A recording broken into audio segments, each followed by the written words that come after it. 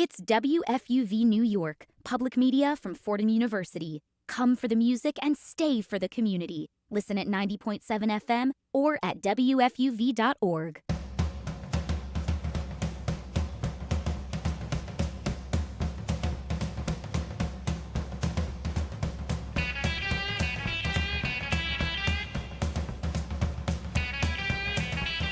Hello, everyone, and welcome to One-on-One, New York's longest-running sports call-in show, live right here from our Rose Hill campus in the Bronx. I'm Gabby Price, joined on this fine Saturday morning by Chris Carrino and Bradley Birne. Guys, how are we doing today? I'll start it. I'm feeling fantastic. It's a Saturday afternoon, morning into afternoon now. Beautiful day out today. I was covering New York City Football Club last night at Yankee Stadium. The weather kind of got in the way for a bit of a weather delay. So, even last night I think some rain in my bedroom, but it kind of cleared up today on my walk here. The sky was very clear, and yeah, what more could I ask for than a beautiful summer day and just some sports on the docket to talk about? Yeah, it's been a really good morning. Woke up early, got a nice little walk in, and then had some pancakes with syrup. Whew. Where from? Where from? Oh, IHOP. IHOP. Of course. Woo!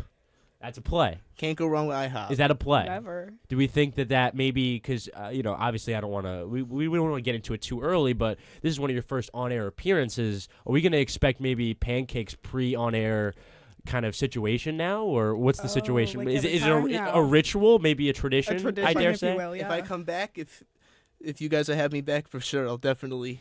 Pancakes? I'll buy some I'll buy for everybody in the studio. If it doesn't go well, maybe waffles then next time. I'm not really the biggest waffles guy. No, Oh, why? no. I like pancakes more. Expand on that. Why? It's just that I never really like Eggo waffles either. It's just like. Interesting. It's just like I don't really like that processed stuff. I just prefer I'm the like. other way. What about like too. a homemade waffle? I'll have a homemade waffle, but I'm just Oh, more of there a we go. pancakes guy. You can never go wrong with some chocolate chip pancakes. Everything with me is consistency, so like pancake I'm not a huge fan of, but waffle I'm a big fan of for sure. It's just like a little crunchier, and it's not as, I don't know, it gets a little soggy and like chewy pancake, I feel. Yeah, Huh, it kind of get like, sure. like it's hard to like chew and swallow. Like it get like stuck in your throat. Like you need like a nice glass of milk, but Milk is the choice of drink. definitely, yes. You Yeah. can never drink water with Huh. pancakes. That's like a crime. That is a crime. Yeah. No orange juice? I feel like orange juice I was is going to say a acceptable. juice. I'm more of an apple Coffee? juice guy than orange juice, but Are you orange juice? What are you in the morning? I'm a cranberry juice. Cranberry Let juice. me switch it Whoa. up. Yep. Interesting. That's never like the first one someone says. For me, it's been for years, so I Really? mean, it's the obvious pick for me. So like if in a regular diner, like if they have that little machine where it's like the orange juice lemonade and you get the cranberry. I get the cranberry juice. That is no. If I'm I've sitting never down at a heard diner, that. I order cranberry juice. I'm not even like I'm not even offended. I'm more just like intrigued. I've had cranberry juice like maybe 3 times in my entire life. No. I think unless it was mixed with something else. I don't think I've ever had just straight cranberry juice Yeah. before. Give it a try. I- On an airplane, they have great variation too. Cran grape, fire. Wow. Fire. That's you know Let me educate you guys. another weird combination you don't know about as well. Coca-Cola and orange juice. I don't like Coca-Cola. I don't like. I hate that already. You say that, and I learned this in Aruba in my time in the Caribbean. They call it an Aruban iced tea there. And when they don't have facilities for iced tea around them, they'll mix orange juice and Coca-Cola, and it tastes kind of similar. I'm telling you, and maybe people would like to mix this with alcohol. I didn't personally, but just straight up orange juice and Coke, gotta give it a try. Huh. I'll put it on the list. maybe one day. I'm not really the biggest soda drinker. I hate Me soda. either. I hate soda too. I'm not a soda drinker at all. But I mean, I've never heard of that combination for orange juice and Coca-Cola. Maybe I'll try it one day. I'm not really the biggest like orange juice guy either. I prefer apple juice, but Me as well. That's respectable. I was white grape juice for a little while. Okay, I can get behind that. Because that is like, it's underrated, but also kind of a staple when you think about it. No, it is absolutely. My mistake. I sent us on a juice / pancake tangent. You're going. No, that was really fun. Before we get into the rest of the show, though, well, first, I feel like we have to mention the Pope now has a Fordham basketball jersey. The portal's officially gotten out of hand. I mean, get him to our Rose Hill gym ASAP. can we fly him out to the Bronx? Can we ask Tanya Tetlow to schedule the flight maybe? I have a few questions. Like, just seeing this picture, just intrigue just immediately grabs me. Does he know what Fordham is? What's the scope on, like, how much he understands? Does he know what basketball is, just as a concept? Does he understand what basketball is? I feel like basketball is an international sport. I feel like he would know basketball before Fordham, obviously. Because my head, a European being handed a sleeveless jersey would make their head explode. Because like that doesn't make any sense, right? Because if you're not watching basketball, that seems a little out of the ordinary.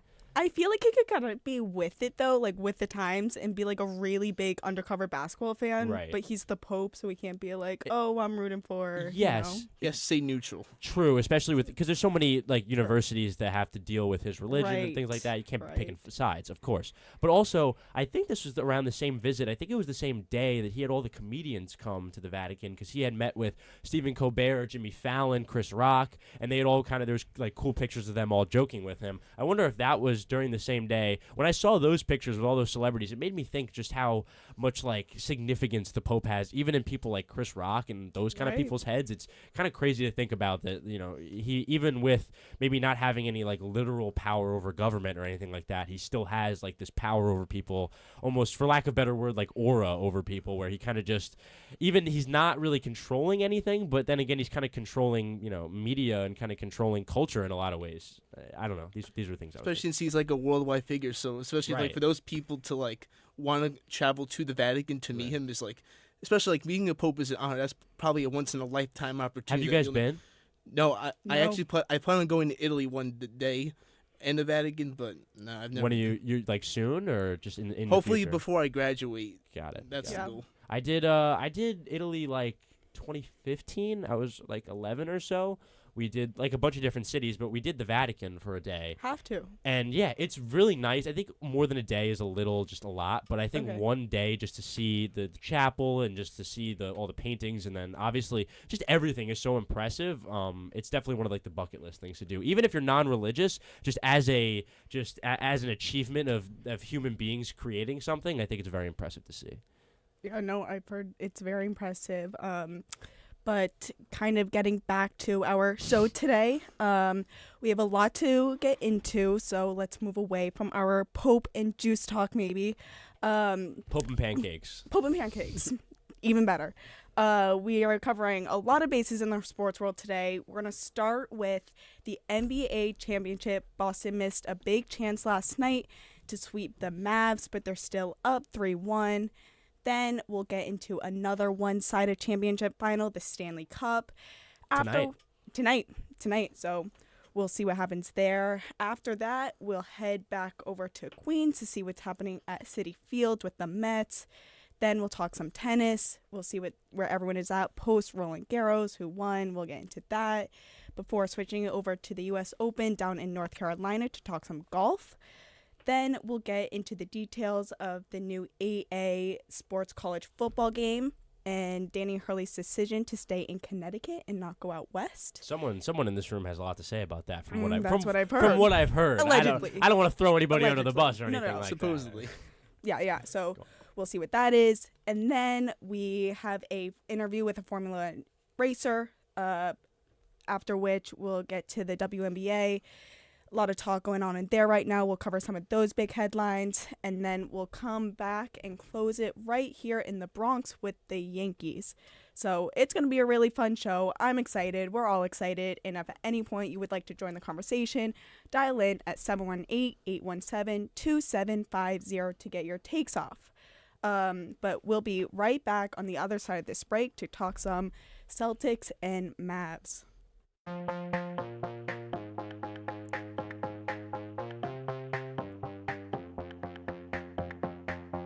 Hey everyone, Brian Raybacks here, one of your New York Yankees beat reporters for WFUV Sports. Along with Lou Orlando and Will Talent, we've got you covered for live game coverage, post-game analysis, season updates, and just about everything you need to know about the Bronx Bombers. You can follow me on Twitter at Brian Raybacks and subscribe to our YouTube channel for special Yankee feature reports all season long.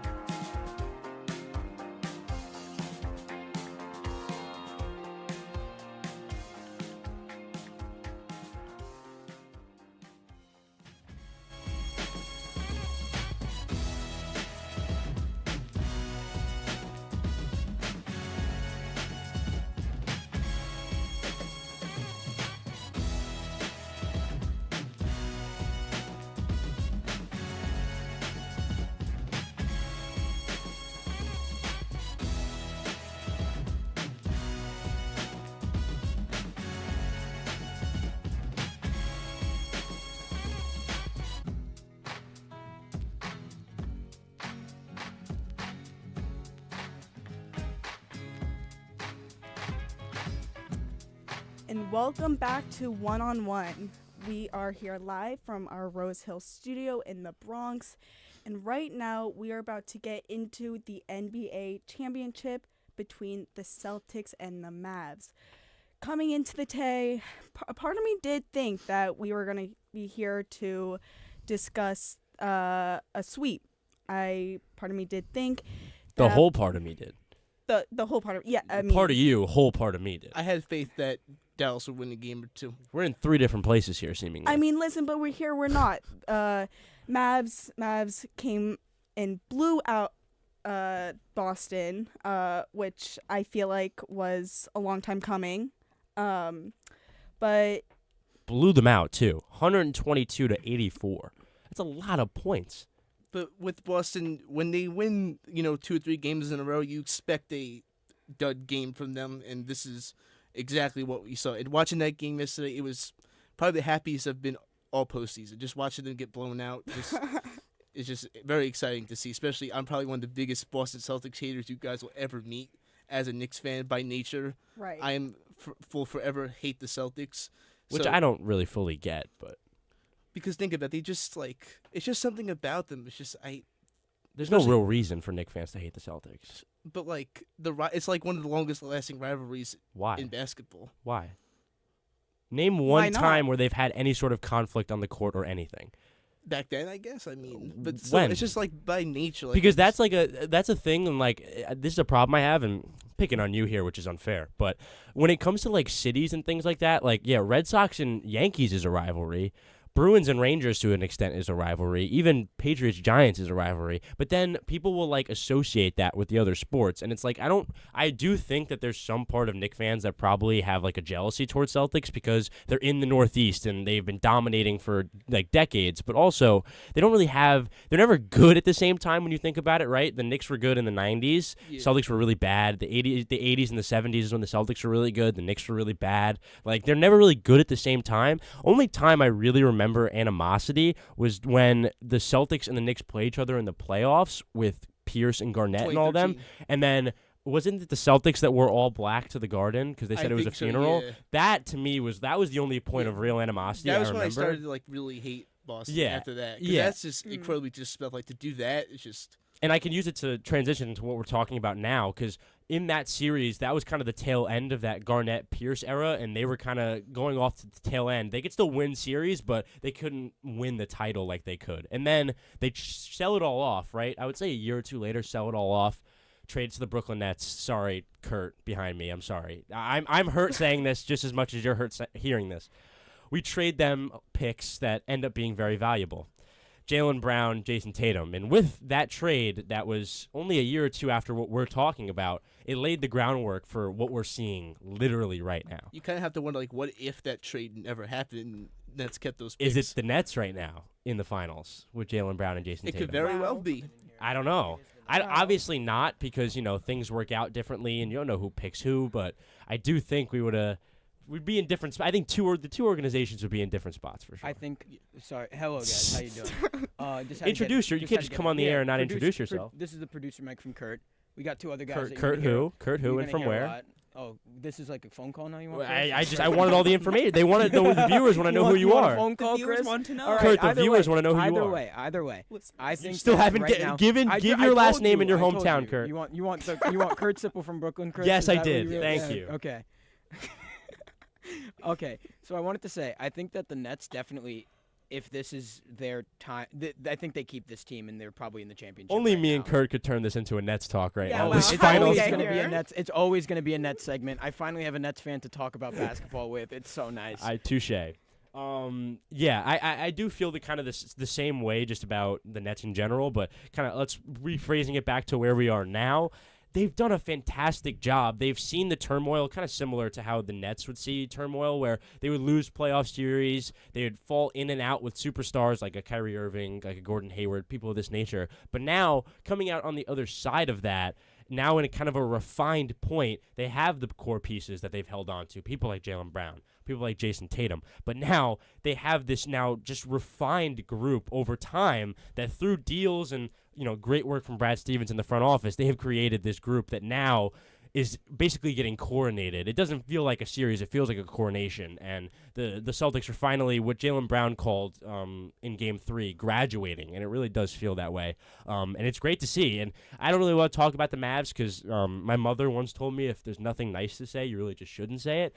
So I'll keep my words. I'll keep my words inside for now when it comes to the Mavs and one of their superstars. But the Celtics just super impressive and honestly just kind of cool to see it finally all come to fruition after almost a decade of rebuilding.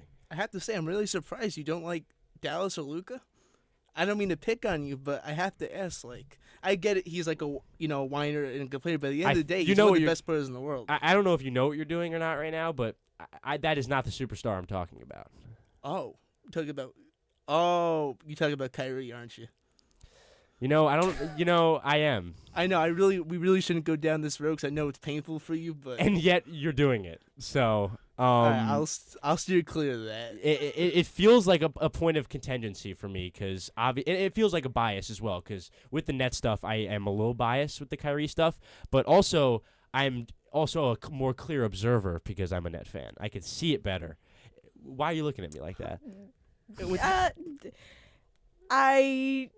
It feels like there's a lot of tension in this room right now, and you're saying that you're not biased, but there's it's strong like a tiny aura bit. coming off of you. I'm not saying I'm not biased. I'm saying that I don't think the bias is like negative. I'm saying the bias almost makes me have a keener eye on it, and I could see it more clearly for what it actually is. Do you know what I'm saying?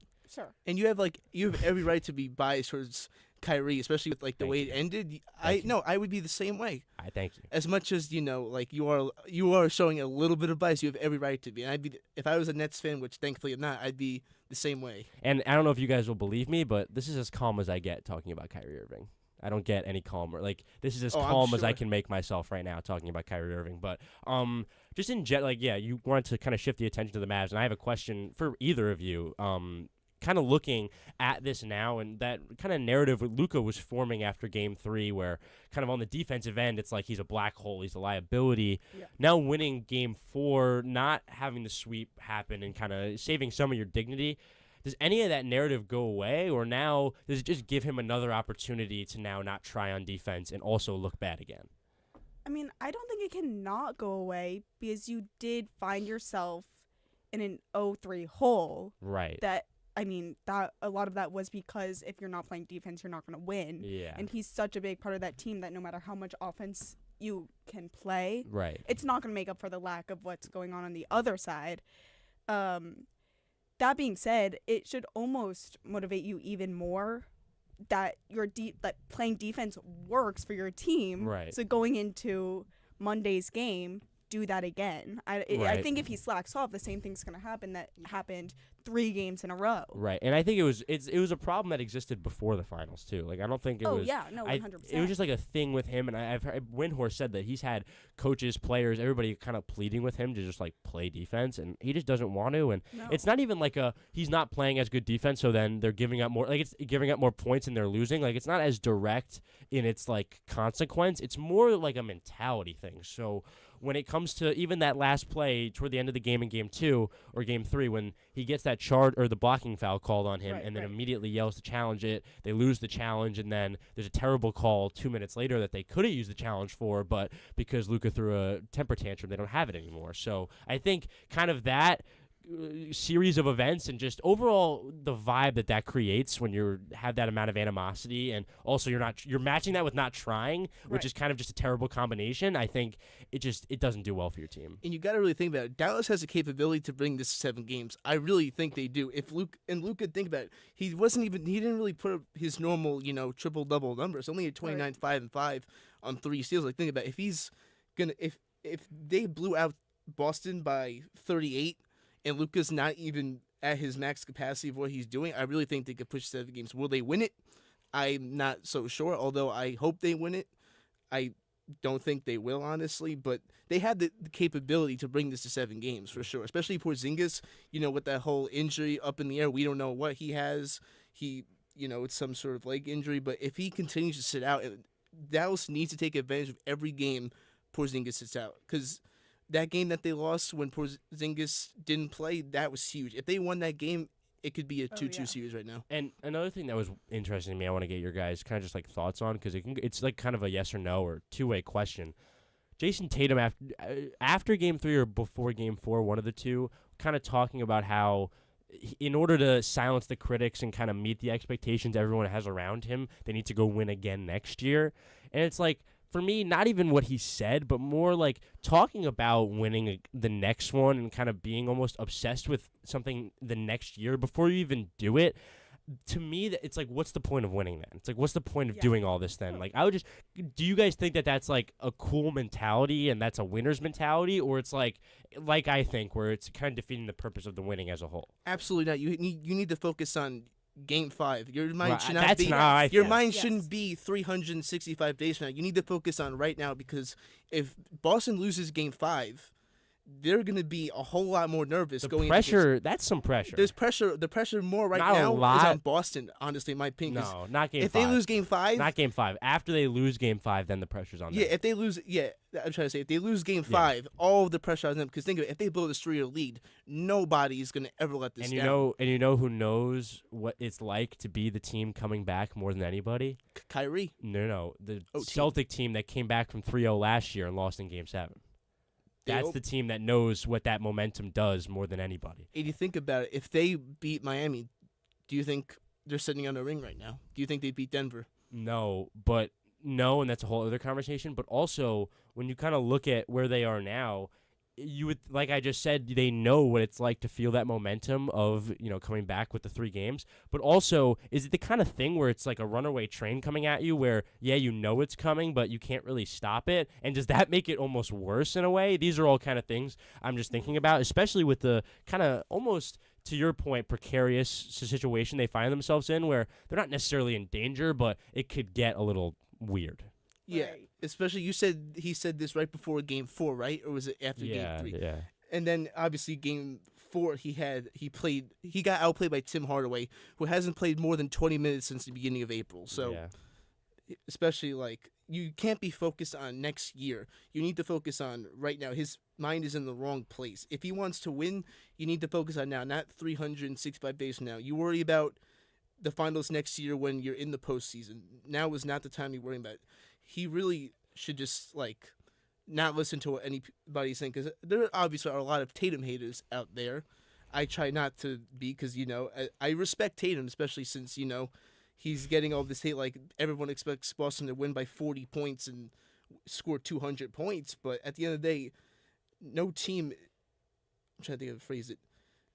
Boston just needs to focus on the general message. Is Boston just needs to focus on winning this series, and then they can spend the offseason, focusing on next season, how they can improve, because you can only improve from what you're doing now. Right. And- I just have to go on that. So, You're like, it's like the whistle with the dog that only the dog can hear. Like, when you say that, like, the Tatum haters, first of all, how dare you talk about us like that?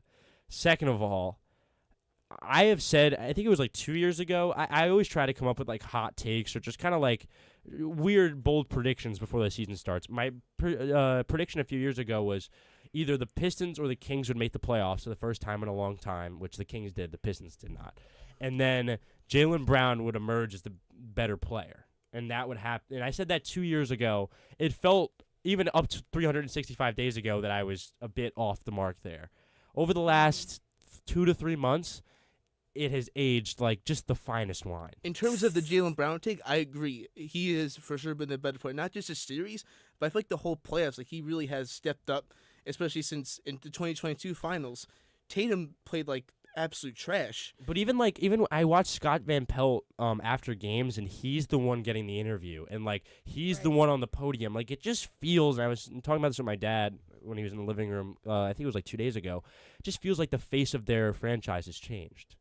And it happened kind of subtly, but it's also kind of happened drastically. And I don't know if you really notice unless you really think about it, but now, especially on that podium in Game 5, if they win and they don't do the right thing and give it to Drew Holiday, I guarantee it's Jaylen Brown up there with the trophy. And I think, I don't know if that cements Tatum as his Pippen or his Robin or whatever you would call it, but I do think that there's kind of a new face in town and there's a new guy on the metaphorical program.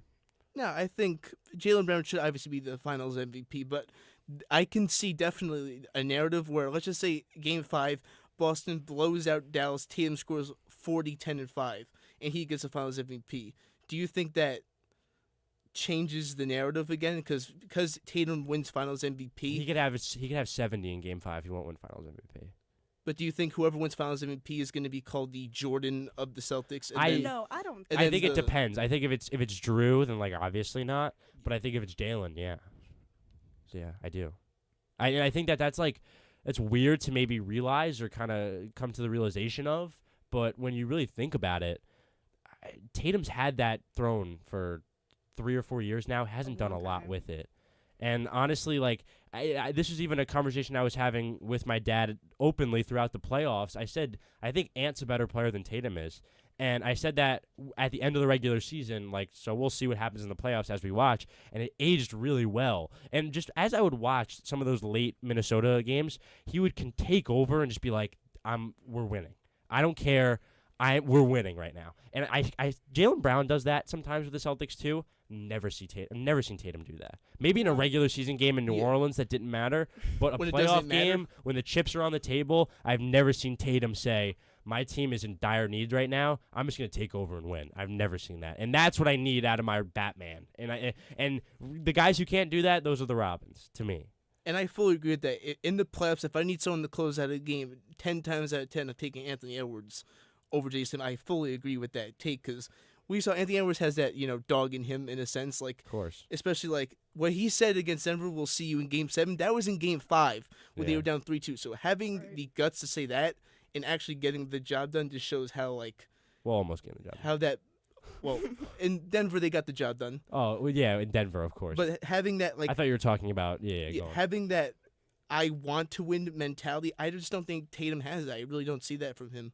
Well, he just, the way he was taught collegiately wasn't great. I'm sorry, I'm just a big UNC fan. The Duke's the worst. But I saw him. The first time I ever saw Tatum play live, ACC tournament semifinal 2017, Duke UNC. It was my first Duke UNC game, which was bucket list stuff, obviously. And also, just as a side note, UNC Duke game in Brooklyn, that's awesome. Kurt knows how awesome. That's awesome. But I watched him even then, and it felt like you could see the at least shell of a superstar in the shell of a real NBA star. Because it just felt the way he could take over the game, the way he could control the game himself, 10 players. It felt like it was on a different level, and it felt like when he went to the draft, I knew that it was a bit of a not a reach, but the opposite of a reach. They were getting a bit of a steal with the third pick. I knew he was better than that, and now it almost feels like not that he's regressed as a player because you get better, you're an adult, but it feels like the amount of dominance that he just has over the game in a general term has kind of gone away. Right. No, I think I agree. And if you're talking about winning, going back to what you were saying, you want to win tomorrow. You want to win Monday. You don't want to look so far ahead, and because that win doesn't mean anything right now. If you want to make an impact for your team, do that as soon as possible. Don't just talk about it. Let's see it on the court. Right. But yeah, no, I think he's had a interesting series to say the least. And just we have a minute or two left in the segment. Do you guys think it'll be Celtic blowout? I don't want a prediction, but maybe just how do you think the game will go? It's going to go to 7 games, in my opinion. I'm going to stick with that. Stop. Before the finals, I said Mavs to 7. I will die on that hill. You'll die on the hill? Yep, all right. I'll die on the hill. $50 doesn't go 7. Nah, I don't bet like that. That's a hell of a hill to die on then. But no, I really what?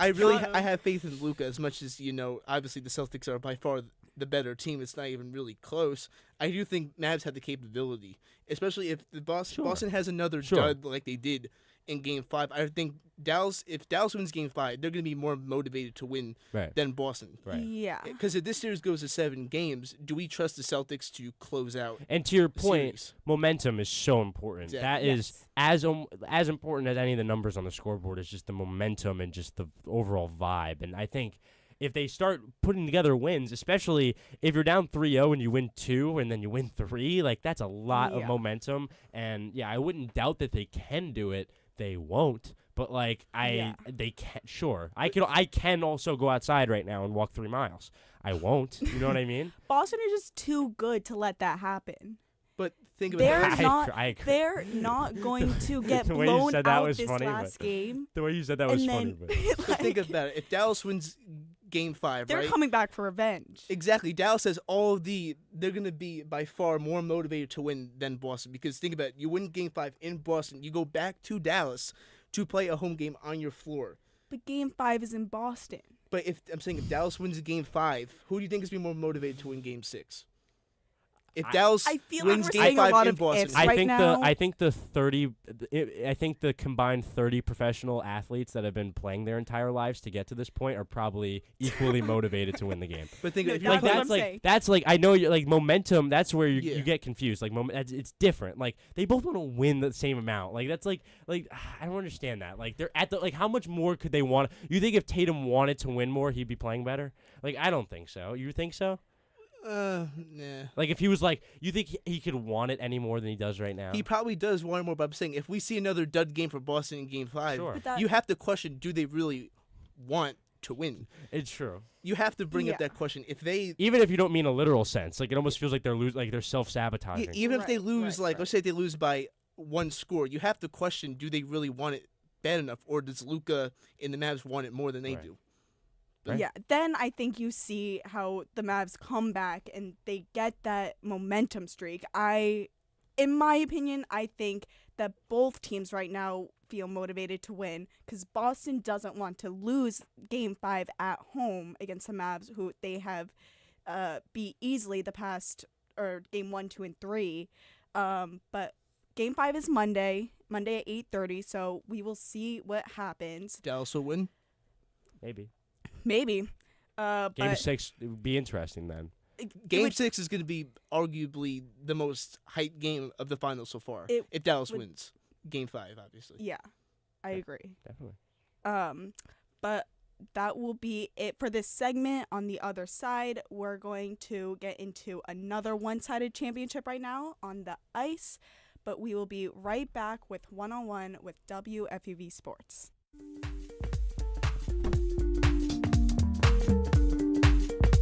Hi, I'm Michael Calamari, reminding you to tune into New York's longest-running sports call-in show, One on One. Catch all the breaking sports news, hot takes, inside scoops from our beat reporters, and interviews with people around the world of sports. One on One airs every Saturday from 11 a.m. to 2 p.m. on YouTube Live, and once again at night from 11 p.m. to 2 a.m. on 90.7 FM. Want more one-on-one? Catch our Wednesday edition of the show, One-on-One Nightly, from 8:30 p.m. to 10 p.m. on Twitter and YouTube Live. Join the conversation and tune in to One-on-One, New York's longest-running sports call-in show.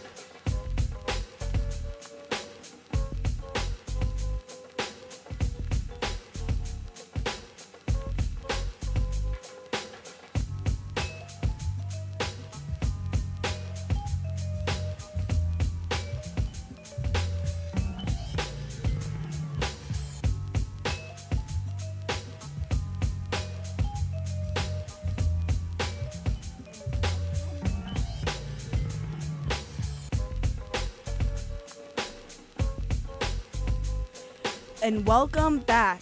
We are back in the studio. I'm here with Chris and Lou Orlando, here to talk some Stanley Cup. What's up, guys? The boss is joining us today. Man, that's crazy. Yeah, this The is special. boss. Making this a weekly thing. I just come on and talk puck. This is great. Is this It's your not a bad gig. Is this your sports manager on air one-on-one debut? No, I've done it a couple times. I went on last week. I've been on air. A few You're too times. humble. It's probably the first time you've talked about it though. 'Cause I get around. Yeah, well, I don't. This is yeah, the first time I I'm don't like here to to talk bring it about up and myself. gas you up. Right. I know you're humble. Thanks, Probably buddy. don't bring it up, but yeah. So humble. The boss time is with in town. us. Yeah, the first First time with you us. guys, There we which go. is it's a monumental occasion. And to at the talk end. puck. And the show's been great so far, guys. We Oh. appreciate that. Don't flatter us. Please. But bringing it back, Sure. let's get to the Yeah, ice. let's do it. The Panthers are up 3-0 against the Oilers. Very one-sided. Yes. But they just won Game 3, 4-3 on Thursday, which for a little bit it did look like the Oilers were maybe gonna take that. And maybe that's me also wanting that a little bit. Yeah. Because this is a championship. You don't. I would prefer it not to be a sweep, but I think at the end of the day, it will turn out to be that way. Right. I mean, that's the way that it feels like it's leaning, and I think because I came on last week and it was before the Stanley Cup had even started, and I gave them the rundown about Edmonton and Florida, and I think I tried really hard to give Edmonton their due respect because I Right. did feel like coming into this championship round that we were getting the two hottest teams, maybe not the two best teams. Because I think Dallas would have Sure. been, and we get into that a little bit, like Dallas would have been a better matchup, I think. But Edmonton was red hot. Rangers are a better matchup too. Rangers might, yeah, damn it. But so I thought Edmonton, hotter team, could Yeah. maybe give Florida some trouble, and I think it's been proven through 3 games that I don't know how many teams in the league can really hang with Florida's style of play. Edmonton showed some life in the third period of Game 3. I thought that was their best period by far, but it's a little too late, right? You go down 4-1 at the end of the second period. That is a big mountain to climb against the Florida Panthers, and I think that Florida takes this in 4. Listen, we should be lucky that the Mavs won Game 4 because otherwise I think we would have had 2 sweeps on our hands in the span of a week, Yeah, which would have I been a agree. nightmare. Yeah, but I don't even like when I watch this Florida team. I've watched them in the Boston series, watched them in the Rangers series. Now watching them here, I just don't know how a team against them could consistently score to even keep up in any sort of way. And it's correct because they do it the way that it feels like they dominate and they shut you down. They do it in different ways. Like against the Rangers, it was a lot of, we're going to outshoot you. The Rangers couldn't handle their forecheck. They couldn't get the puck out of the blue line, and so they're making mistakes. They're not getting a ton of shots on goal.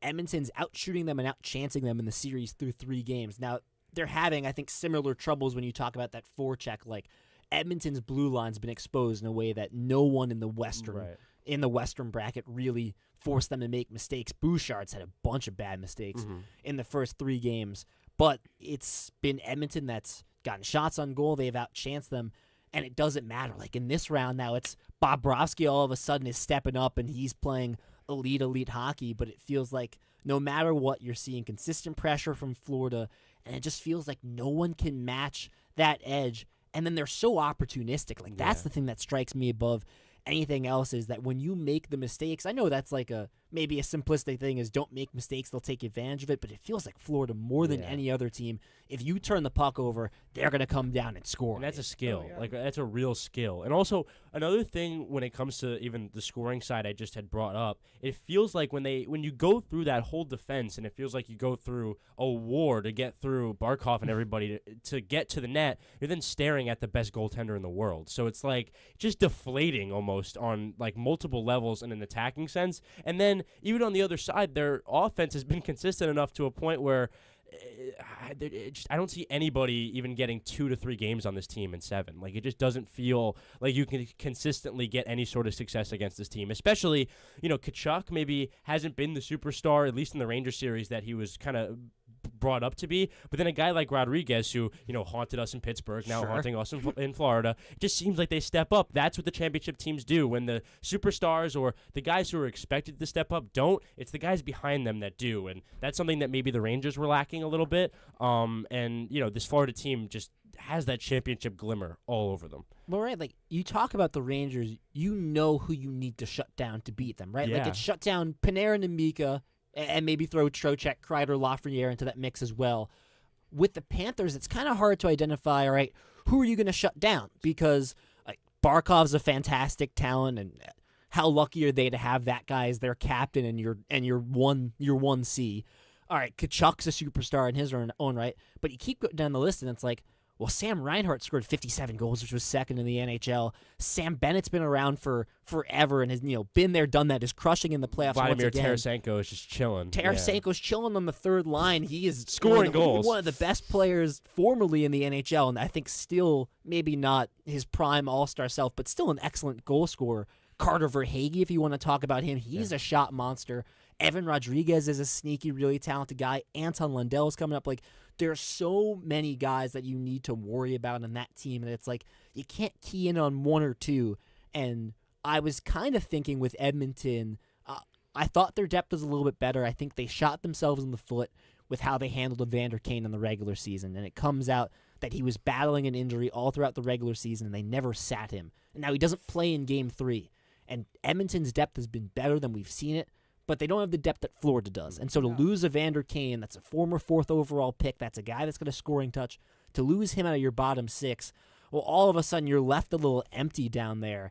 And I just don't think that Edmonton has enough juice again to roll 4 lines with Florida like that. Yeah, I don't think so. I really don't think so either. Just also from a lighter perspective, just throughout this playoffs, and my mom is watching. This is for her. Hello, Chris Carrino's mom. Hello, Chris Shout Carrino. out. Hello, Chris Carrino's mom.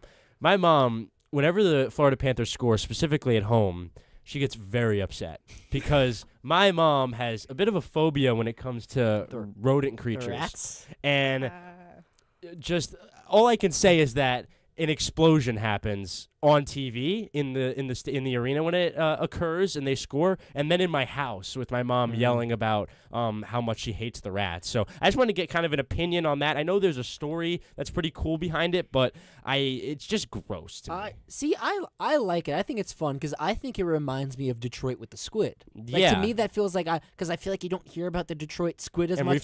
we've told her about that. It She knows. feels like our generation's that. It's a little less cool. Rubber rats are not quite calamari that you're throwing onto the ice or squid, but I think it's cute and nice. I also I don't know, maybe this is a unique perspective. I'm not coming into the series with any vitriol or hate towards Florida. Why? Which I know they just beat us. There's so much hate and vitriol towards the Rangers. That's I'm so disappointed. That is very, very, very articulate of you. There's no room to hate anything else. And I feel like I've just been through other series. To me, Washington pissed me off more than Florida. And even Carolina, I despise Tony DeAngelo. I'll say this on air again. My dad and I had text about Tony DeAngelo that can never, ever be seen in public or we will be going to jail. Shout out Maddie. Hey, Maddie. So I got to this Florida series. I'm like, yes, Kachuk was he's that guy, and he tried to fight Rempe, and Kulikov had that big hit on Wenberg. And it's not that they were super clean or anything like that. But to me, I don't despise Florida like that. They were so clearly the better team in that series. It's like how And go on. I love Paul Maurice. Paul Maurice is one of my Right. favorite coaches Yeah. in the NHL. It's he's like how we terrific. used to feel about Tampa, because it's like we don't hate them, but Yes. they're just better than us. And we got, I got to now I hate the Tampa Bay Rays and the Tampa Bay Lightning. I got to that point. Yeah. But it took a little while. Yeah. And so I'm honestly rooting for Florida in this series, which That's is crazy. disgusting. And if anyone's watching in my family, there's a family friend named Aldo who is and I know he's going to somehow watch this. He's a season ticket holder behind the Ranger net at Madison Square Garden, and he is known through the years because he usually is invested in all these different snack companies like pretzel chips or things like that, and he wears the advertisement on his shirt. So he's just like he sticks out like a sore thumb. He hasn't done it in a while, but he used to do it back in the day. So he's this diehard Ranger fan who's behind the glass for every game, even goes on the road. So then 2-3 days ago, I get my dad comes in my room. He's like, "You got to see this. You're not gonna like it." And he's like, "It's Aldo." And Aldo, through the Nets, has become close to my dad. He's friends with Ian Eagle. Through these different people, he's just kind of connection. He's integrated himself in the sports culture in a lot of ways, impressively. And he basically on Instagram or wherever my dad showed me this is in a Florida Panthers jersey in Edmonton. I don't like that. Huh. In Edmonton. That's a little too far. So then Yeah, well. I ask, what is going on right now? He says the GM of the Panthers is one of his good friends, and he said that the GM understands how upset he was, and he reached out to him afterward and everything, made sure he was okay, and then asked his family to come to the games. So he was now showing up to these games in a Florida Panther uniform and rooting for the Panthers. So going to your point of rooting for the Panthers. That is interesting, though, because I think, and it depends on the team. Don't defend them. But I think if a GM asked me, hey, I want you to come out and watch the Stanley Cup final, we're talking like rink side seats. With the I like Matthew You're doing Tkachuk it. jersey on. You I have love to. Kachuk and Barkov. I think I would do that. Is that crazy? Yes, I can't. Because it's not. I cannot It's not with like you right it's now. not like Jersey or Boston.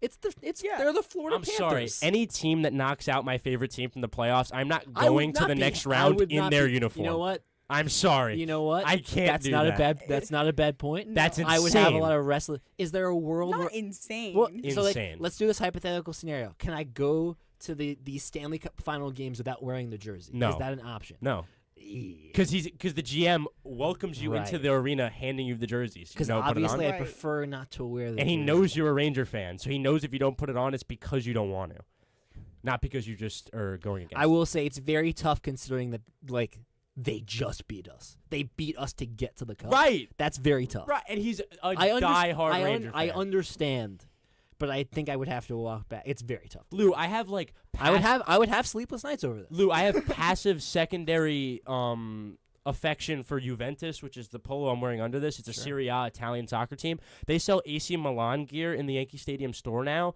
I didn't even go over to the section last night because even that I have the smallest bias for I can't wear the other teams. Did you see stuff. that the Yankees were selling Otani stuff when the Dodgers came to town? That was fun. But they do that. I know. 'Cause they'll either sell It's- the hat of That's the how other they're going to team. pay for Soto's contract. Yeah, which is hilarious. Or, that would be funny if there's an incoming free agent who doesn't play for us yet, if the Soto deal doesn't go well and we want to spend the money, and we're funding his free agency by selling his jersey from another team. Big time. Yeah, but anyway, Right. Aldo, just to wrap it up, I'm No, that was a lot. heartbroken. Like Fredo, you broke my heart, and it's just like I don't know if I'll be repaired. We're gonna have to do serious, I think, therapy maybe. But yeah, no, that was especially when you said you're rooting for the Panthers. It invoked a lot of No. emotions in me, and I'm sorry. But listen, man. No matter how you cut it, whether you hate the Panthers or not, they're such a fun watch, and the way Yeah. that they shut down opposing stars to me is mind-boggling. Because Yeah. I think I gave the stat on 1-on-1 leading into this series that Kucherov was held without a goal, Pastrnak had one, and Panarin had none against Barkov. And mostly outside of Stamkos, who went off for 5 goals in 5 games, the Stars have been very limited. And now we're through 3 games against Edmonton.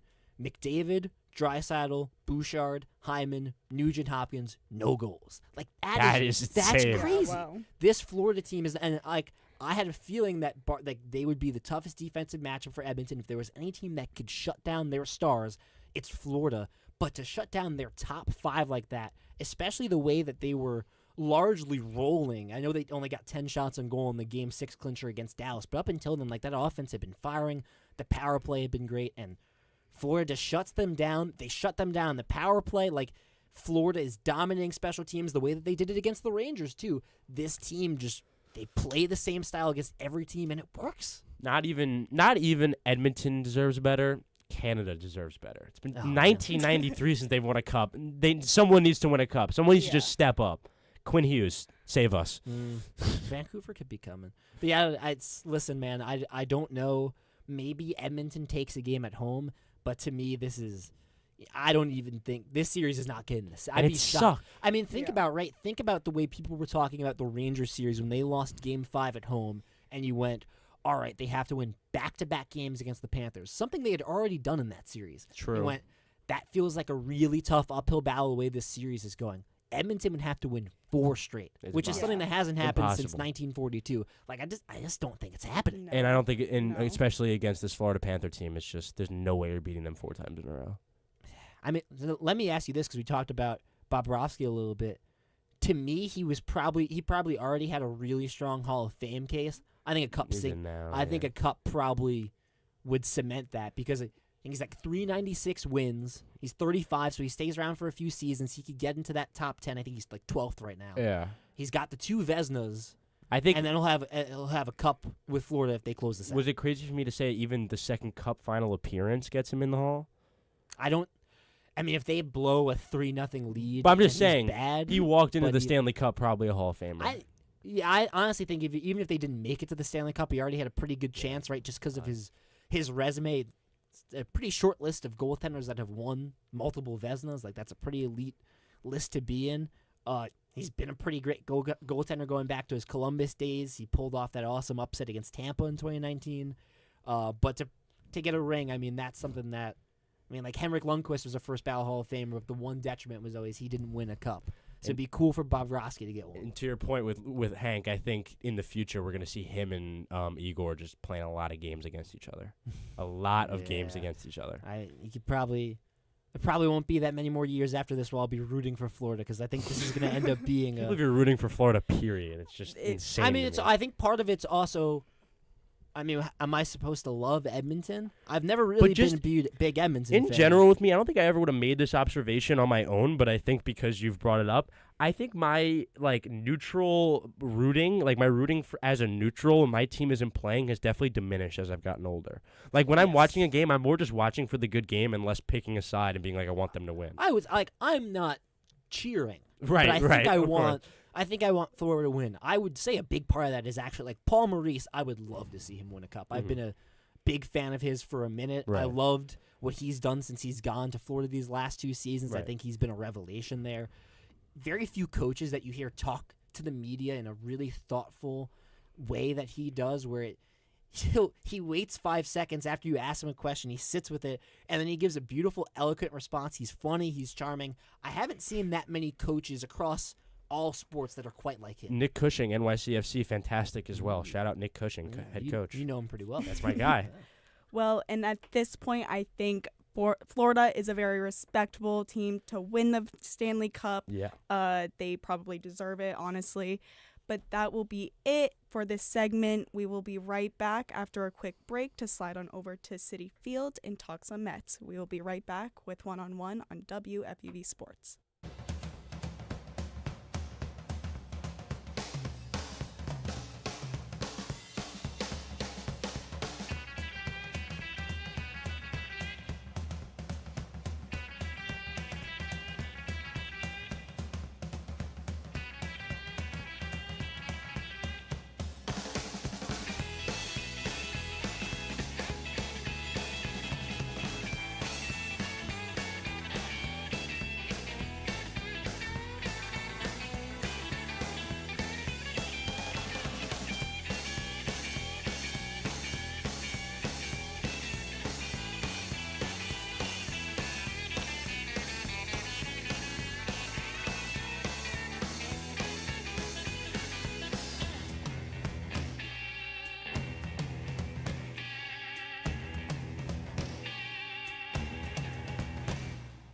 You're listening to WFUV, New York.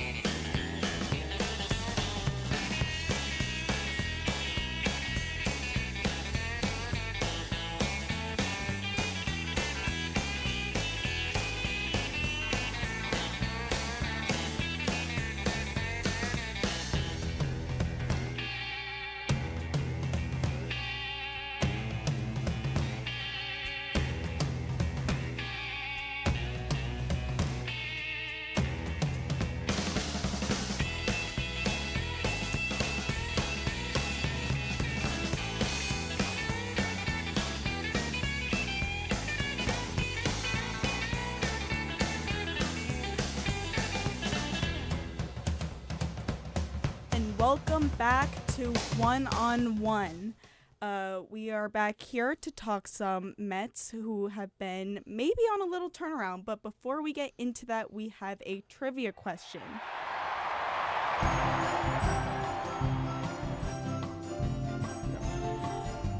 So the question is, the Yankees purchased the contract of Babe Ruth on January 3rd, 1920 from Howard Frazee and his Boston Red Sox. How many more wins do the Yankees have with Ruth in the 1920 season compared to the ruthless Yankees of 1919? If you have an answer, call in. What do they win, Gabby? Oh, what do they win? Great question. They win a pair of Yankees tickets for Friday, July 19th. And that is Garrett Cole C.Y. Young bobblehead night. So a great win. Please call in. We would love to hear from you. Give it a shot. And if you would like to call in, the number is 718-817-2750. So again, please call in. You can wear a pair of Yankees tickets for Friday, July 19th. That being said, we're going to switch over to our other New York team, the New York Mets, who in this June, they have not been having a great season, but in June, they are 7-4-11 games so far, which overall, pretty great. I mean, they're playing one game at a time. They have Diaz back closing their game, so I think they are on a little turnaround here. Yeah, I think they're on a little bit of a turnaround. It's hard to get worse than where it was. It kind of got to a bad place, especially when you start off the season with kind of a losing streak. It's just not the right foot to start off on, and then they did get a little better after that. They actually had a bit of a resurgence after that, and then they kind of went back to their losing ways. Now they're kind of in their second resurgence of the season now. They find themselves 6 games under 500. They're in probably the most competitive division in baseball right now. They're in 4th place of their division, and they're only 6 games behind 500. The Nationals sit at 3rd, and they're in 3 games behind 500. And Atlanta and Philly are obviously going to be the two kind of big bad giants of that division, especially this year, and Philly's been fantastic. So the Mets have kind of fallen on hard times just due to timing here with how well this division has played and how, kind of the hard times that they have fell on. But some things look up, like you say. Obviously, Diaz coming back is definitely a highlight. Vientos has been good at times, not good at other times, but he has shown flashes that he can be an everyday player on a legit baseball team and a legit contending baseball team. And obviously, the injuries and just overall bad vibes have plagued this team all year long, and those kind of come and go, and they're not permanent. So I don't think that the Mets should be totally bleak on this. There should be some hope at the end of the tunnel, but I wouldn't keep expectations in any sort of high place, that's for sure. That's fair, I think. That's fair. I think a little tough to hear. Sorry. Not gonna lie, but no, it's definitely a fair statement. I mean, when you say Philly, though, they did split games in Philly over in their London series, which is huge, honestly. The London game, I don't know how much legitimacy or power I'm putting in that, because it's kind of an anomaly. You're in London. I mean, but think about the way we're gonna count it. I think. They count it, so we'll count it. They count it, so we'll count it. You have to count it as a Mets fan. Sorry to cut you off there. No, exactly. Whose voice is that? This is Kurt, whose the voice producer is from that? behind the board. Kurt who? From where? So we're gonna talk about, if we're gonna say the Mets playing the Phillies. I mean, that win feels like they boosted them back to life. In my opinion, I was at the field last night. There was a rain delay for an hour. Yeah, give us your point of view on this. I think that the Mets felt a lot more alive last night. Edwin Diaz coming out, saving the game. Well, not saving the game, but winning the game. Preserving it. Yeah, preserving the game. But I think that I don't want to say that they're back, because the Padres are a very good baseball team right now, and it's going to be very hard for them to beat the Padres. But I think that if they take 2, I was surprised they took last night. I was very iffy about even going to that game and thinking that they were going to take last night. So let's see what happens. I'm very optimistic for what's happening with this season. Kurt's like that meme, I'm gonna say we're back so hard right now. That's he's just dying to say we're back. Just dying. Because I expected the Mets to take at least one game against the Padres. I agree with Kurt. I didn't think it was going to be yesterday's game. I knew they would obviously take a game because I don't think they would get swept by the Padres, but I was not expecting a win yesterday, and it's kind of good to see. The Mets have been on somewhat of a winning streak. They blew out the Marlins 10-4 on Wednesday. Then they beat the Marlins again 3-2 on Thursday off that insane play that went to right center field, the walk-off by J.D. Martinez. That was insane to see. I was holding my breath that entire bottom of the ninth inning, just praying that the Mets can get another miracle like they did in London. Right. Chills. And they're on a 7. They've won 7 of their last 9. They're on kind of like a heater right now. I have an interesting perspective on this because I was at Citi Field for the Diamondback series. That was before this streak has started of good play. Right. The vibes were low. And I mean, as low as they get. It was a Saturday afternoon, Darryl Strawberry retirement day. The vibe should be about as high as they can get. And the place was half full. It didn't feel like they're contending or really playing for anything. Neither team, which one of them was in the World Series a couple months ago, so that's really sad. But both teams didn't feel like they were playing for much.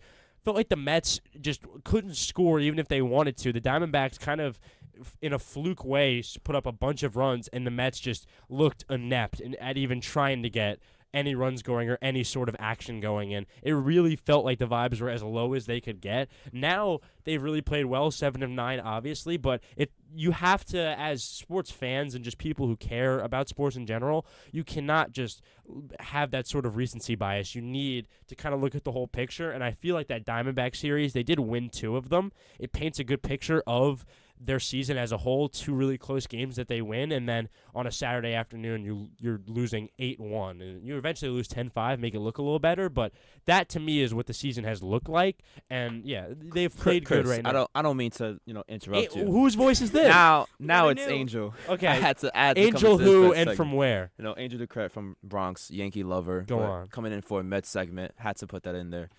Now you're looking You at had to say that you weren't. You just had to explain that you were a winner. It's fine. Yeah, I Go had on. to let It's them okay, know. we I know. I understand. don't want any more negativity on this segment as is, right? You're not going to win the ALCS, but at least you're a winner. We'll talk about the Yankees when we get there. I'll come back. But in terms of the Mets, right? Like you said, they've won 7 out of their last 9. It was. If you think about it, they're only 3 games back from the wild card, and you see like there's not many fans. They're not interested in the play. At this point, the Mets need to continue this winning ways, and out of nowhere, you're going to talk about in maybe a few weeks, the Mets are a game and a half in the wild card, maybe 2 games. They're just creeping in there, and because there's a lot of competition in the NL, you're not thinking about the Mets, and the Mets record is bad as it is, especially comparing it to the NL East. But only being 3 games back in the wild card before the All-Star break, there's still a lot of hope for the Mets. And I think that's true to a certain extent, but also it's the opposite, at least for me, because whenever we're in these kind of spots where a team like the Mets that isn't necessarily a talented team starts playing well and everyone's like, oh, they're only 3 games out, then they're going to be 2 games out and then 1 game out. It's like, no, they're going to be 5 games out in 3 days. Like, I don't think you guys understand, like, they've played as well as they can over the last 9 games or so, and, like, this is the top. Like, there's a difference between, oh, we're only 3 games out, and we're only 3 games out. Like, they feel like they should be more games out. It feels like they should be farther. To Angel's point, I think the weak NL is to blame for that, a lot to blame for that, why they're still even in contention. But this when you kind of say that and you say they're only 3 games out and then you compare it to how they've played recently, you're then making how they've played recently, that 7 of 9 wins, the standard. That's nowhere near the Mets standard right now, and I think they will eventually peter out. It's just honestly a matter of time, and honestly, it's really going to just be whoever gets to beat the Mets more, the Phillies or the Braves, and whoever gets to eat off them more, kind of in their journey to winning that division. What a kind of depressing way to put Sorry. it as a Mets. I mean, The jerseys are cool, I guess. Eh, No, they're actually the black ones were cooler last year than they are this year. But I like the black ones, but the City Connect, that's cool. it's decent. I like it. I always like a black with a gray. I think the gradient looks nice, and then just a little purple as well. I think it's a great combo. I kind of want to backtrack to what you and Angel talk about attendance. I was at the single mission doubleheader for the Mets versus Dodgers, half full, and like 90% of the fans are all Dodgers fans. I Which was is about to say it's a Dodger, and the Dodgers are in town. yeah, it's and only obviously half full. half those fans are probably bandwagons. That's a different story for different day. But it's kind of depressing to see, like, Citi Field's supposed to be a great place, but seeing that most of the fans there aren't even your own team, and the Mets have been doing better on the road, it's just depressing. Man, that was a hard burn. Is that pun intended? No, I mean, no, but that was good on your part. But yeah, because I was sitting right by the Big Apple. Everybody around me, me and my mom were the only Mets fans. Everyone around us, all Dodgers. Yeah, I mean, this is kind of a conversation I've had just with Met fans in general. We were talking about it with Kurt before. Like, Steve Cohen and the ownership, they thought when they renovated this Citi Field and when they put all this money into it that they were going to have a contender. They don't have a contender now. So now they kind of have this beautiful stadium and all these beautiful amenities and facilities with just, like, not a good baseball team. And honestly, it makes it more depressing, it feels like. I would rather play in a, like, crappy stadium if I'm bad than a really nice one. It just makes me feel worse. I don't know if that's just me. No, I agree. Especially since it's your home stadium. You want to play well in your own stadium. And I'm not saying, go Mets, go make your stadium worse. Like, that's not what I'm saying. No. But I'm saying make your team better. That's more what I'm saying. And match the quality of your stadium to the quality of the product you're putting on the field. That's what I'm saying. Do we want to get into the Juan Soto drama about getting better? Or? What drama? Do you think he's going to the Mets? I think if the Mets offer him more money than the Yankees, I could see him going to the Mets. Why? Because think about it. The Yankees, their payroll is decreasing, and the Mets, their payroll is increasing because Verlander, I believe, that all that cap space will free up, so they have more money to offer Juan Soto. I feel like let's just say another reason. That's one. Go on.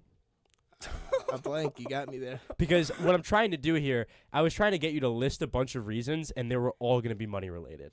Like, it's all going to be all money related. And to me, it's like that isn't what Juan has showed over the last couple months that he really cares about. It seems like what he cares about is building a legacy, wearing the pinstripes, and winning championships. You see, but the Mets are gonna. Sorry to cut you off there, Chris, but like, it's not only the fact that he only cares about the money aspect, it's also that Steve Cohen will be willing to build a winning team no matter what, that he's going to try to build a winning team no matter what. See, and the difference between the Mets and the Yankees is that the Yankees have a winning team right now. So why would he So wait, hold on. Because of tons of money. No. Kurt, you're saying he would leave the best team, they're not a winning team, the best team in baseball right now to go have a chance at potentially having a winning team around him. That's what you just said. I'm so sorry for Kurt right now. And who's talking now? You're just confusing the audience. Okay, Angel, I'm back on for this part, right? We're talking about the money. As you said, Chris, that's the only reason why Met fans believe that they're going to get Juan Soto is because of the money. And I give you that. It's going to be a bidding war between Yankees and Mets. Right. And Mets might give him more money. I won't lie. However, you're talking about a team that has no direction and doesn't know if they want to win or lose, and that's going to attract a star like Juan Soto. Because I believe the money's going to be that close where instead of money being the reason why he would choose a team, it's about what he can build, who's winning, and all of that. So the Mets need to figure it out this year if they even want a chance at Juan Soto. My pitch, and Angel, I agree with everything you just said. Fantastic work. My pitch to him would be, hey, the one thing that we have that the Yankees do not is an opportunity to be the man. They got a man. They got the guy, Aaron Judge. He's the captain. He's the guy on the advertisements in the subway. He's the guy. We have a guy at shortstop who maybe could be that, but over the last couple of years, he's shown he really isn't ready for that. We know you're ready for that. You could stay in New York City and be the guy. You can't really do that over there, but over here you can. That would be my pitch to Juan Soto. And I think that would probably be more effective than, hey, we have more cap room. You got a point there. No, you got a point there. To me. But also the cap room, to your point, the cap room is half of it. Because he would get, it's more than money. Because me just belittling it to money isn't true. How much he gets paid is how much he thinks his value is. So if the Mets threw him a crap ton of money, he would feel more value from the Mets than the Yankees. He would feel more valued by the Mets than the Yankees. So it is, which could persuade him to. Yeah, so it's not only like he just wants more money. That'd be an ignorant way of looking at it. But it is that he wants to be valued and that he could be the man. That would be kind of the combination I would give. But yeah, just to end up the Mets segment, it's not a destination I would necessarily want to go to right now, but I think with the ownership and the fan base and all the things like that, it has everything it needs to be a cool and fun brand. It needs to get there. Yeah, no, and I think that's definitely a tempting offer, and it's definitely something to keep an eye on. Fun segment too, guys. Thank you for joining us. Couple outs, yeah, no, definitely. And after a quick break, we will be back and heading over to do a quick recap of the Roland Garros tournament that finished last weekend. For casuals, that's the French Open. That is the French Open. For Yes, thank you so casuals. much. Thank you for the clarification. So after this quick break, we'll be back with one-on-one from WFUV Sports.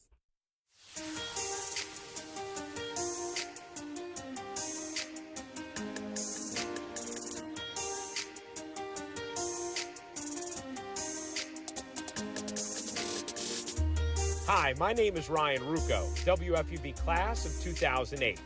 WFUV is your home for all things Fordham athletics, with live coverage of Fordham football, Fordham men's and women's basketball, in addition to our Saturday show, One-on-One. Stay right here on 90.7 FM for all things WFUV sports.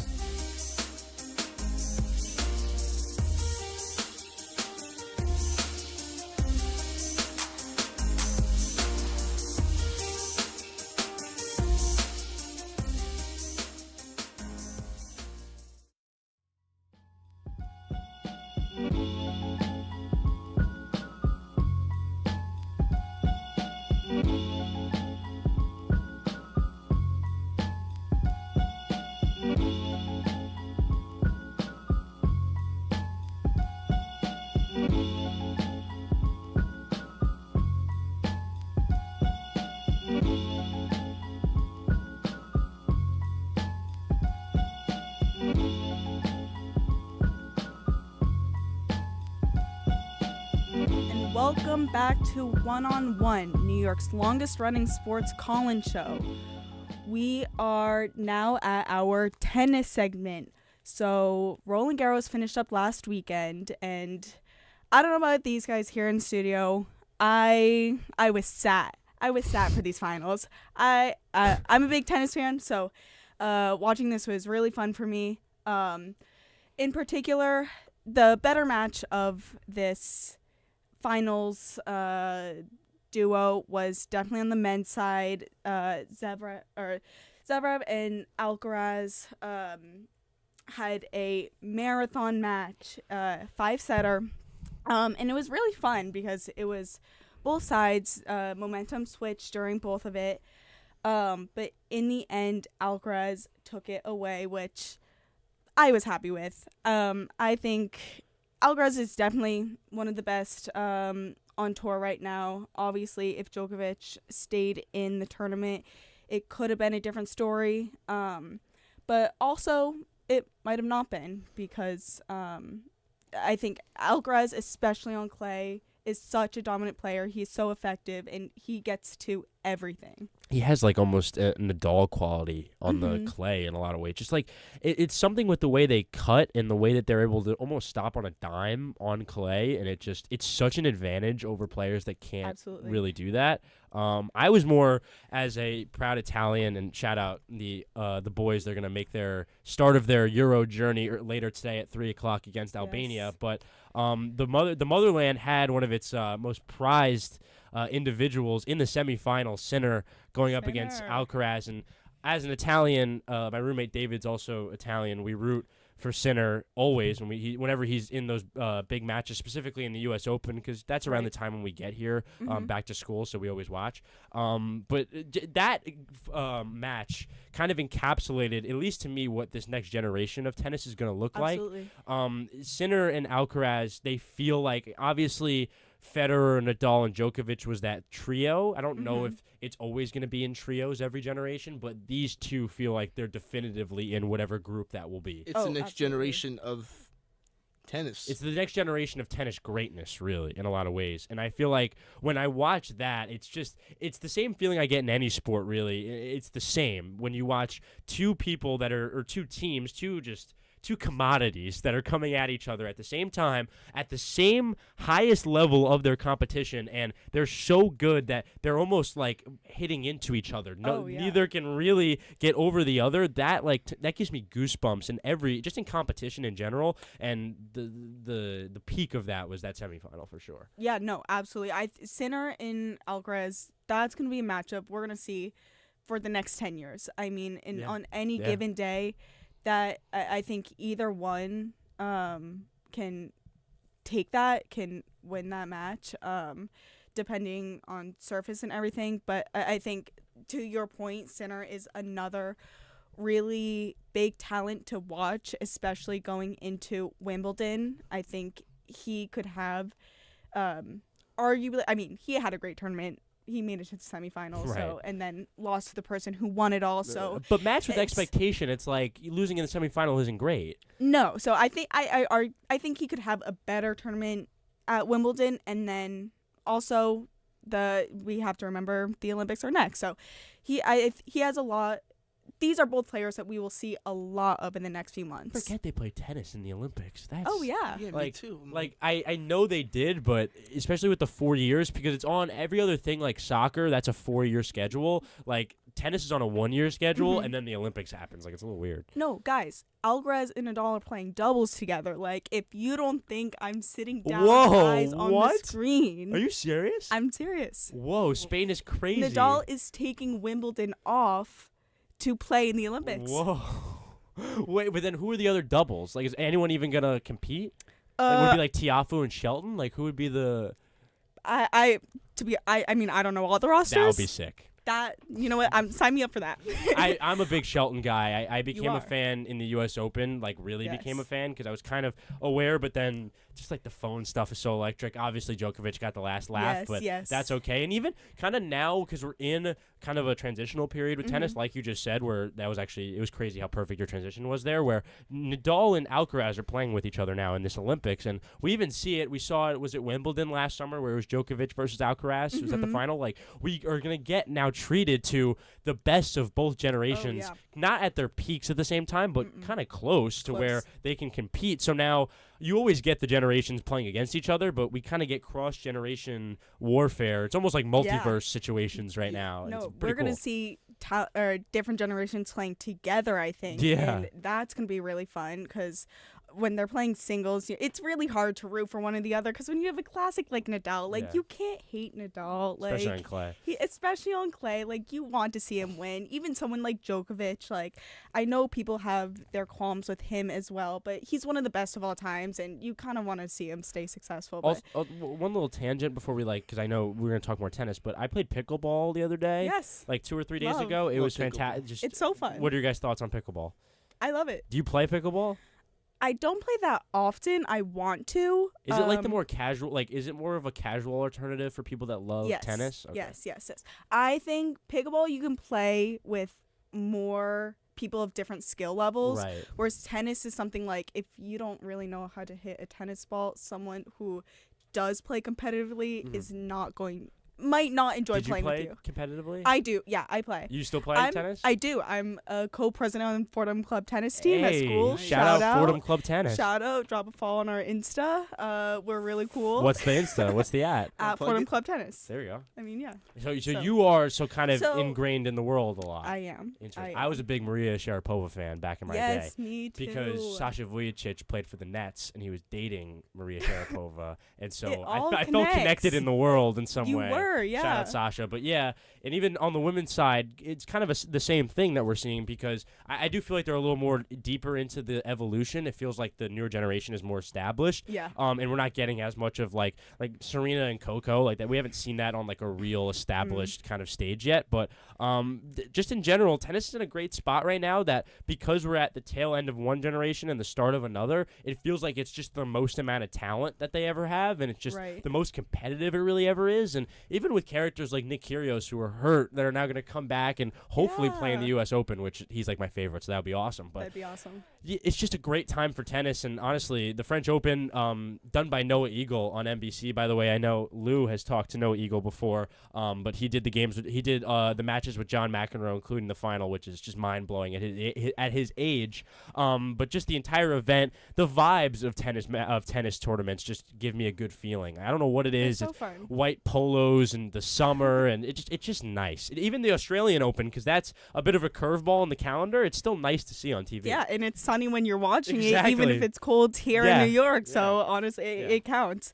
And before we do have to wrap up in a few minutes, but I want to give a shout out to Coco Gauff. You mentioned her already. She is now number 2 in the WTA standings after Roland Garros, which I believe I am correct, but that she is the last number 2 American woman, I believe, was Serena Williams, and that wasn't since maybe 2019. So when you're talking about the future Was she of tennis, Was it the year before? I Somewhere I thought around that 19 time. she was pregnant. I know around that Could be time. right. she played in the U.S. Open at 19, I think. I think she was pregnant in 20. Then right. it was either 2019 or 2020. Go on. Sorry. I gets lost in translation a little bit. But yeah, Serena was the last one to do it in 2019. Whatever it was, Serena was the last one who kind of was in that position. Now you have Coco Gauff, which is really exciting because you haven't had, you've had Jessica Pegula as well, and they play doubles together. But it's really fun now, again, seeing American women kind of be back in the main conversation of tennis. And Coco herself is just such a fun and goofy player. And we mentioned this backstage. She's 20. I mean, we're all around that age. Yeah. It kind of makes you think about what you're doing as well. Yeah, that's when I brought up the new NBA draft this year is all 2005s, and Lou Orlando was upset with me. It's kind of crazy to see people that are almost our age, like Alcaraz is 21. It's not too far from me, and he's arguably He the has best in their 3 major titles already. and he's only 21. Almost 4. And he's 21. Yeah, there's like a Don't think about it. There's a too much. Brazilian soccer phenom that he just signed with Real Madrid, and he started for the senior Brazil national He's like, team, and he's 17. 17. It's like he's 3 years younger than me. He was born in 2007. Like, what is going on? Well, I was taking finals my senior year. This dude's playing international soccer. Yeah, Pretty no, it's crazy, especially tennis. That kind of sport, the younger people can dominate. Like, it's not. exactly. There's no barrier like, there. They can be top of the conversation, and they will be for a while. I mean, when you're starting young, you can play basically for the rest of your life, but we are going to have to wrap up this tennis segment. That was fun. I really enjoyed that, guys. And when we come back from break, we'll be talking the U.S. Open golf, not the one in New York. Don't get it twisted. We will be talking U.S. Open golf down in North Carolina after this break.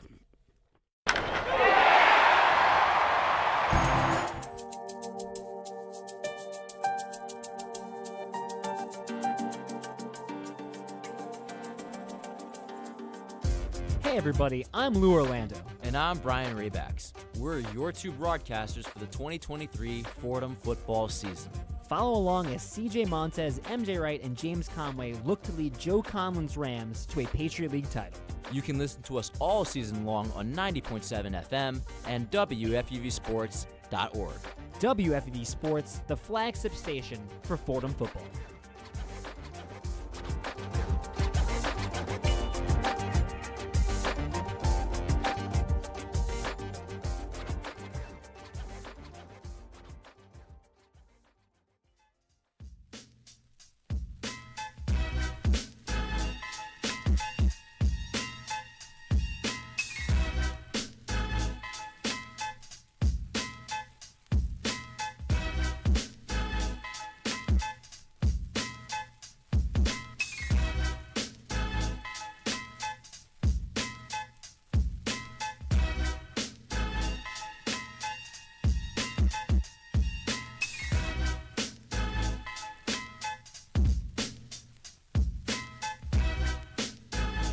And welcome back to One on One. We are here in the studio. I am here with Chris and Bradley, and we are about to get into some U.S. Open golf. The tournament started June 13th, and it ends tomorrow. The second round started this morning. down in Pinehurst, which is in North Carolina. And we have a few leaders right now, but honestly, I feel like the field is pretty open. The scores are pretty tight. But we have Tony Finau looking for his first career championship. He's -3 right now, but maybe a bigger story. Can I talk about Tony? Go ahead. Take it away. Tony Finau as a character in golf is very interesting. He's known as this kind of character that's always around the leaderboard in the top 5 and never can win a tournament. That's his thing. He can never win a tournament. I don't know if you guys remember this, because we all kind of have this, at least we all see the general sports information, so if something gets to the mainstream, we see it. When Kobe died, wore a Kobe jersey for a round and was like playing in a Kobe jersey, and then he hit a putt one time from like off the green and went like this after he hit it, and it was like a big deal. So you may know Tony from that. But Tony, through everything I just told you, has become this fan favorite, basically. And he's just a happy guy in general, very smiley. And now he kind of finds himself in this leaderboard right at the top of the U.S. Open once again, 3 under, as it says. He's going to start playing around 313 today. 3 under is a spot where you can go 2 ways. You can go to the -5, -7, really creep into a really great weekend, or just totally peter off, go to around even, and pack up your bags and go home. He is now at that point. And I think that he may not affect the winner and loser, but I do think he will be around this top 5, and he may affect top 5 placement around that point. And that's why he's almost like underratedly important around here. But yeah, sorry, go on. No, that's a great point. He is at that little peak. Above him, let's mention our leader right now, Ludvig Aberg, the 24-year-old Swede. Talk about new generation. Who I'm not super familiar with, to be completely honest with you. Oh, no. No, he's not someone who's really been, as you said, young, but not really someone who's been around the kind of peanut gallery of the top 5. This is his first U.S. Open. Yeah, like a Morikawa or someone like a Scotty Scheffler, these people who are in the top 3 every time. He is definitely a newcomer. And 5 under going into Saturday, that's an impressive tally for sure. No, I think he has a really good opportunity here to get his first championship, which if you win the U.S. Open on your first time being there, I mean, you kind of you're putting yourself in an interesting position to then keep performing well. I think Tiger did it. I think he might have been the only person. Like, I'm trying to just think of people that have done that. Like, I feel like Tiger probably would have done that. But yeah, like I don't. Since 1913. Yeah. Just got that in from Kurt. Thank you, Kurt. Shout out. Wow. Shout out. Especially since doing that against arguably some of the greatest golf players in the world. Impressive stat and impressive speed from our producer Kurt back there. But yeah, where it really gets interesting, because I do feel like the Swede at the top of the table is kind of a fad. I do think the guy tied for second by the name of Bryson DeChambeau is way, way more interesting. Bryson has kind of antagonized himself to the golf community over the last 3 to 4 years. He's kind of been sort of a villain in the eyes of golf fans all across the world. I think the cherry on top of that was eventually his move to LIV 2 years ago. But now, over the last year or so, I would say year, even the last couple months, he's seemingly kind of endearing himself to golf fans in a lot of ways. He is kind of almost, for the lack of anything other than a wrestling term, he is doing a face turn right now, meaning going from bad guy to good guy. And it seems like the golf community is endearing themselves to him in a very special way right now. Kind of started with the last major they played. It's now kind of rolled into this one. And he has now found himself tied for second. It feels like this kind of healthier relationship maybe with the fans or just with the golf community in general, maybe adding to some peace of mind on his side, and maybe is partly to blame why he is playing the way he is right now. It's really one of the more interesting stories in golf, and for a guy who, next to Brooks Koepka, was really, really looked down upon in the golf community, he is really kind of now a fan favorite, almost in like a Kyle Busch NASCAR kind of way. Which I know neither of you get that, but I don't know why I brought that up. Say that one. It works if you knew. If you knew, it works. I trust it. Okay, cool. Yeah, that's all I gotta say. I think Bryson DeChambeau is honestly going to win. I know it's kind of like the bland, pick. No, I don't think it's bland though, because he's not he's not this guy who wins a lot. I think it's the storybook pick, but I don't think it's the easy pick at all. Because he's been so patient, and he's been like limiting his mistakes and hasn't really been too overly aggressive, which I think has helped him as to why he's second. And I think he'll eventually pull off. And that's you say over aggressive. You think that maybe his mentality due to like maybe kind of endearing himself and not having like, because that has to be toxic from a certain point to really have people you don't even know that like hate you. Like that is a weird kind of space to be, especially in golf where I feel like the fans and players are closer than any other sport. Like you're right next to them on the fairway basically. I mean, they follow you around too.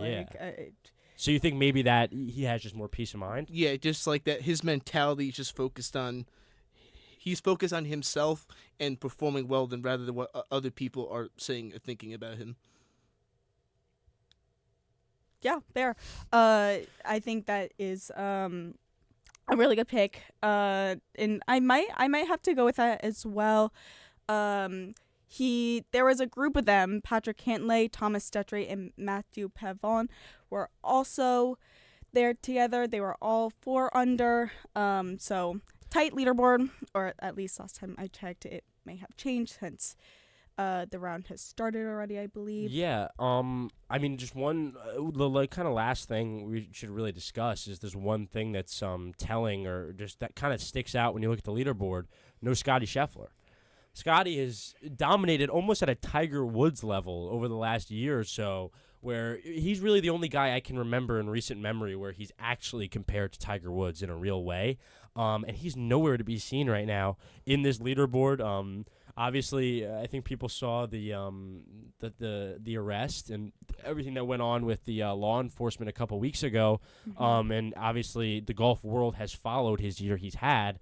Interesting now, going into this U.S. Open doesn't feel like a place or a time in which he should struggle. And he's put himself in a bit of a hole here. Again, Scotty is the type to dig himself a hole and then dig himself out of it. So I can very much see him just having one of the more ridiculous days in the history of the tournament today. But kind of looking at just what it is in general from a broad perspective, he's a guy who barely made the cut right now. And looking at him anything more than that, specifically for this weekend, I think is doing a disservice to all the other good golfers who are playing well this weekend, personally. Yeah, no, I mean, I think when you're looking at the top 5-10 right now, he would have to really have a spectacular round to find himself back there again. And when you have so many other players who are playing this well, it could be a tall ask. But and also Rory McIlroy, been 10 years since he's won a major. He's 2 strokes behind right now, so that is also kind of something to look after. Rory is, obviously a household name now, but just one of the more iconic golfers of the generation. So he's really struggled, and now he's playing really good golf. One of the better starts he's had to a tournament in the last decade. And we could see if he could parlay that now, and he could add to that now with some really good play over the next 2 days, he could put himself in a really good position. Yeah, and that'd be really cool to see him find himself back in a positive position. But I think that will be all for our golf talk right now. We're going to take a quick break, and when we come back, we're going to get into the new video game, the new college football video game from EA Sports. We'll be right back with One-on-One on WFUV.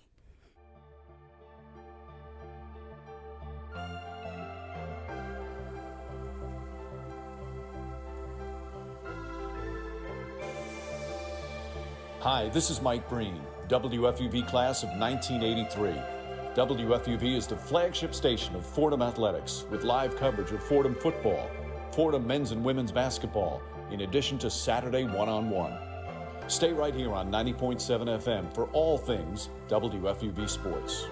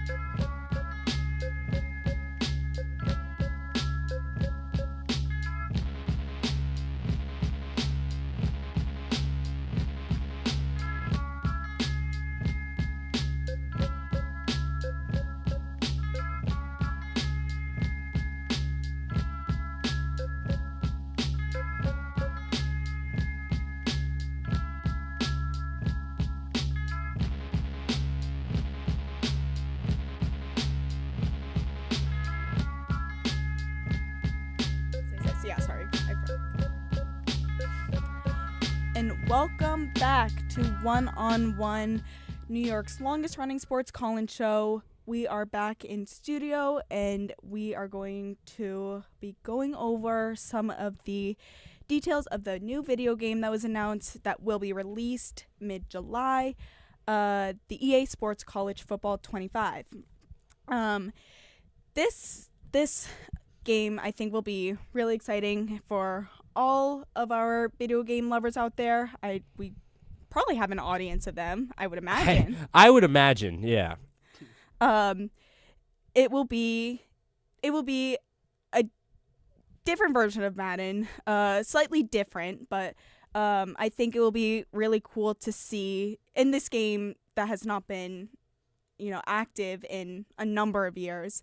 I think it'll be really cool to see how the developers in the studio kind of have revamped this game and made it into something that will be really cool and engaging for people to play and become immersed in. Yeah, for sure. I think kind of a big problem people have had with sports video games, especially the people who really care about sports video games, is they feel like it's just a reskin every year. You just put out the same game with a new roster. And I think the kind of niche that this college football game is kind of fitting and why it's so popular and such a media storm right now is that it's a sports video game that, first of all, is a property that people love and people have just so much like nostalgia and just good feelings towards. So that is just immediately a slam dunk.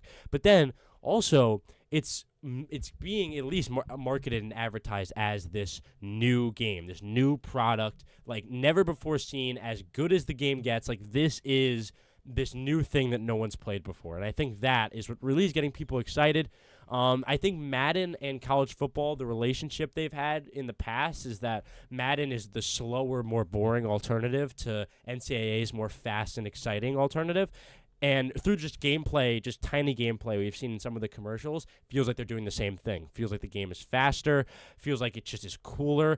Just from the perspective of environments, the stadiums, the decor, the uniform, all the amenities are really impressive. And impressive is really the perfect word to describe it. The game is just so vast and impressive just on looking at it in the trailer. And as a kid who's grown up playing all these games, got the first one, College Football 11, with Tim Tebow on the cover, I am very excited. Very excited. Especially since, it's been since 2013 the new game came out, when I used to play on the Xbox 360 in my basement. I'm a man. I play PlayStation, but yeah, go on. Well, I have a PlayStation 5 now, but I used to Big Man. Stood you up. Whoa. I paid for it for the record, but I'm straight cash. Yeah, but I'm an Xbox. That's how we do it. But I'm an Xbox guy because that was Xbox One. Wait, so no, here's the thing. Let's bring it down. Paid for the PS5 because I prefer prefer your own money, but would still be a self-proclaimed Xbox guy. No, because obviously the nostalgia of Xbox, because I'm and the 360 is, to your point, it's the best console of all time. Yeah, in my opinion. In my opinion as well. I've never even had one. But also, I wanted to, all right. I know it's kind of, you can call me a traitor, but I, made the switch, I don't think I could do it. I don't regret it. Shout out Aldo. I don't think I could just deceive in that sort of way and just leave my kin. I'll hop on the Xbox 360 my PS kin. But I play more PlayStation 5 now. I kind of switched over to the, I guess you could say, the more toxic side, because it's basically just a high-functioning PC, but it's a gaming system. Exactly. Isn't that just ridiculous? And especially, that's also an element we haven't talked about. These games came out a long time ago on engines that were not as good. These games are insane now. Excitement just couldn't go anywhere else. It feels like it's at a fever pitch right now. And they also, I just want to talk about this from a smartness in EA perspective. Releasing this in the late to middle of July. Perfect. Genius. Perfect. Because summer, most people aren't doing anything. So you have the whole summer. You could, buy the that what you're saying. Like, people are free. What exact point in the calendar do college kids have the most money? in the middle of the summer when they're Wow. doing their college job. See, think of that. Imagine if Madden and 2K released before the summer. No one cares about. I think Madden might do like record low sales this year. I agree. I don't like Madden. I haven't bought Madden since Madden 20. I used to buy every Madden every year. I still buy every Madden. Unfortunately, I still buy every Madden. I buy every 2K as well. I didn't buy this year's 2K. I heard it was really, really, really bad. I didn't buy it. I got it for free when it came out on the PlayStation Store like a month ago or 2 months ago. It was for free. Flex. Like 2 or 3 months ago. Yeah. I didn't. Major flex. Come on now. But yeah, especially I feel like you kind of have to think about it like it's a little bit of a money. Right. Yeah, because it's been 11 years since it came out. I kind of asking myself like, why did they stop doing it? Like that was one of my favorite. They games. stopped doing it for NIL, and the name, image, and likeness is kind of what stopped it. And also, what's gonna make it so cool because all of these like properties, like Notre Dame or like all these big schools, and honestly big teams that all these people root for, they weren't able in any sport to use them in a video game. Just for the last literal decade, people like me and him who play these games were just not allowed to. Let's just say we were both diehard Notre Dame fans. We just haven't been able to use Notre Dame on a video game for a decade. Now we're going to have updated rosters, our favorite players on our favorite team in our game. Like, it's just a game changer, and I think it will break serious sports video game records, but I think it will break serious video game records as well, at least until the new GTA comes out. Especially since even though it's coming out in the summer, you got Madden 2K. I feel like people are still going to be talking about College Football 25, even when both those games come out. And you don't have to, usually, if they released it at the time of those games, you got to buy 3 games if you want to buy all of them. Now, it's a given you're buying college football in July, and then you're going to buy the other ones later. Like, that is. Even then, in my opinion, if I had to choose between 2K, College Football 25, Madden, I would only buy College Football 25. Me too. 100%, especially since, it's been 11 years since. Yeah, well, am I going to buy Madden? I haven't played Madden in a minute. Yeah, I have. Madden's fun. Like, I actually do enjoy Madden, and just football in general is good formatting for video games, but, yeah. No. When they got rid of Superstar KO and Draft Champions, devastated. Yeah. Those are probably 2 of the best game modes. Draft Champions, and I will make you maybe aren't as privy to the world as we are necessarily. I am not, but back in the day, me and my friends would go online, play each other, and we would be able to draft teams, like our own team. And then when we were done drafting, play each other. Like, that's fun. That's fun. And it's in the form of a card trading game. So like every round is you get a chance of 3 cards. You got to pick one, and then you get like 20 rounds. Then you build your team. That's fun. It's a good time. And just in general, I think these sports video games have an underrated amount of responsibility in giving kids like a way to get into the sport, and also just keeping kids interested in the sport. College football, just from a marketing perspective of the younger generation, might really see a big spike here. And just for advertisement for colleges as well. A lot of younger kids are going to be playing this. They might see a really, let's say little Johnny in Jersey is 13 and he sees how cool University of Washington Stadium is. He wants to go live in the Northwest. Why would that kid ever want to live in the Northwest for any other reason? You know what I mean? He would never have come to that conclusion, but maybe with this video game, stuff like that can happen. And even like being a college football player, like seeing yourself in the game, has to be like I saw that a once in like a fantastic opportunity. Like, even though obviously they're gonna get paid for it, just to see yourself in. Probably it's going to be the best video game of this year. It's just incredible to see. Yeah. You can even play as yourself too. I saw the That'd be trailer. cool. Somebody commented on the trailer. They're like, "That's me." I was like, "That's so cool." But yeah, awesome. It should be really, really cool. Should be really. And they picked 3 guys on the cover that are really awesome too. Yeah, they got Quinn Ewers, Donovan Ewers. Edwards, Quinn my Ewers, quarterback, my QB1, University of Texas, go Horns. and they got Travis Hunter on the cover. Although I really wish that on the actually video game cover they put Penn State, because I'm Penn State, but I mean, because obviously I don't like Michigan. What's your football team? Penn State? No, NFL. Oh, Giants, NFL. So Saquon taking his first pictures in his Eagle uniform yesterday probably wasn't ideal for you. No, especially since I've actually met Saquon in person at a sporting event. It was actually really sad to see. And just ripped your heart out. It really did. Could it have gotten worse? That was as bad as it could have gotten, the Eagles, right? If they win the ring this year, And he scores the game-winning touchdown in the Super Bowl. No. Oh, don't even say it. I still have my jersey. Don't even put that out there. Daniel Jones is with us on the couch watching it. Chris, When you want to Daniel just Jones keep came digging to the the knife in Giants- further for me with my sports teams today? Like Kurt. we got Mets, we got Who is Giants. You want whose to voice just is keep it? going? This is Who's- Kurt. Yeah, they've heard a lot of my voice today. The audience. I think they can. Kurt, you're a weird gotta- mix. You're a weird It mix is a of weird Mets, mix. Nets, and Giants. It's usually Mets, Jets, and Nets. Yeah. The misery likes You're company. 2/3 loser. 2/3 loser, and then yeah. 2/3. I mean, I'm- you're also a half loser with the Devils. With as my well. Yeah. with my family situation with the Nets, I'm 100% loser. With yeah, them, technically. so. tell me about it with the Nets. But yeah, that's a weird combination you have. Usually, I'm also a Rangers fan. Again, that's weird. Usually it's Devils. Yeah. Or even Islanders. Or Islanders. Yeah, Yeah, you're it's Brooklyn, usually so you would be Island- Devils. yeah. I mean, they Um, played at Barclays Center for a little bit, so that's why I was like. I have yeah. cousins in Brooklyn. They're like all Islander fans. I don't know if Yeah. that's is that It like I don't think it played a role in them being Islanders fans. I think that just like is the it really thing. depends on like I think it's also like with the basketball teams that like it depends on where you're Did you from. gain any interest when they were playing in Brooklyn or no? I watched one game when they Okay. played in Brooklyn. It was actually really cool. My Me uncle too. gave us box seats. That was That pretty is pretty cool. sick. Alright. That was a pretty sick game. I don't know. Yeah, I don't know how we got on the New York Islanders, but nonetheless, college football 25. It should be a great time, and like all the things we said, just for even reasons we don't really initially think, it's gonna be really really cool. And I think coming out in July too, we mentioned that before, it gives 2-3 months before college football starts. Then you're watching games on TV of the players that you Have can been playing play with the last have 2 been months. playing with Yeah. as yourself. So when you're talking about like hype and getting ready and getting into it, and younger kids wanting to, follow these players, they're going to be following them in the game and then throughout their season. And I think that will be really cool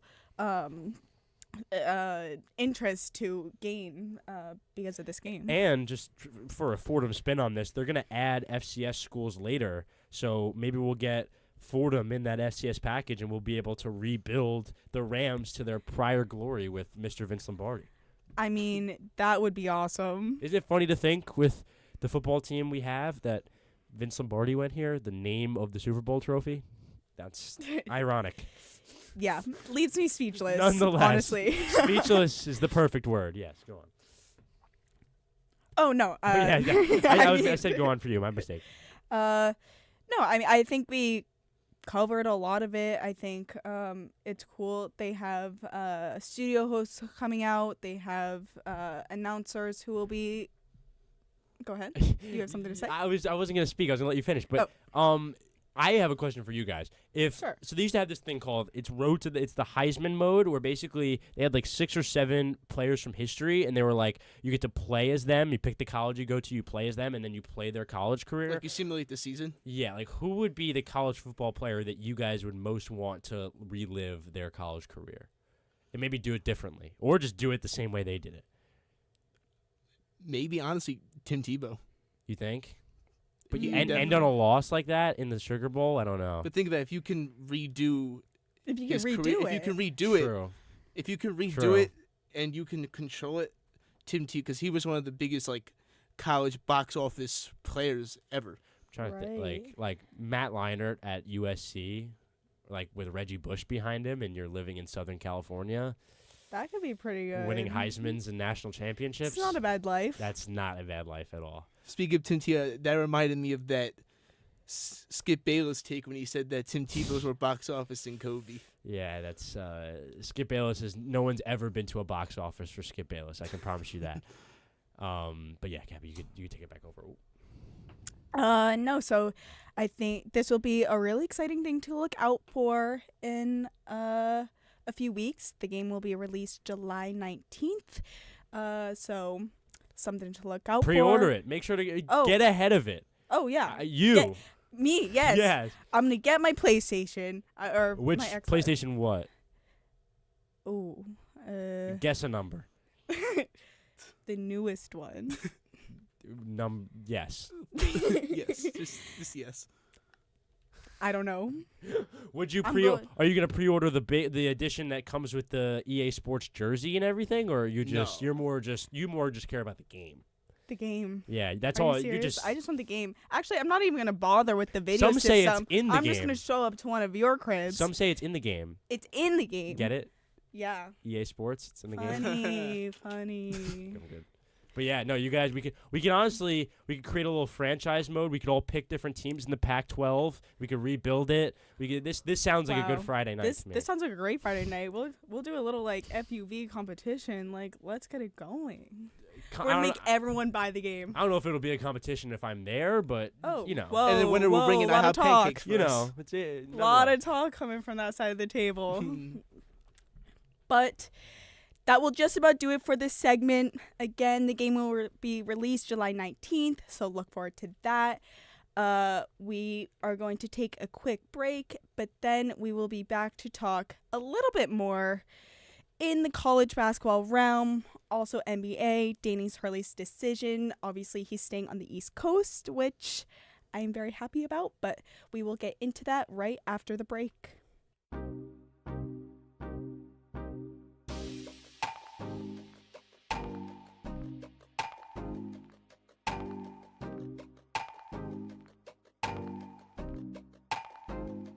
Hi, this is Michael Kay, WFUV class of 1982. WFUV is your home for all things Fordham athletics, with live coverage of Fordham football, Fordham men's and women's basketball, in addition to our Saturday show, One on One. Stay right here on 90.7 FM for all things WFUV sports.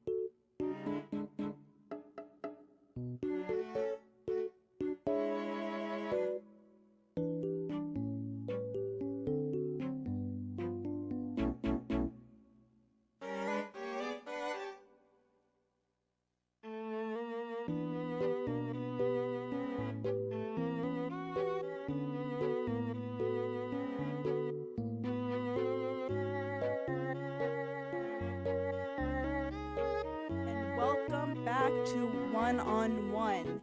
Now, really quick, before we get into a little Danny Hurley, Lakers, UConn, all of the above, we want to remind everyone that we still have a pair of Yankees tickets for Friday, July 19th up for grabs.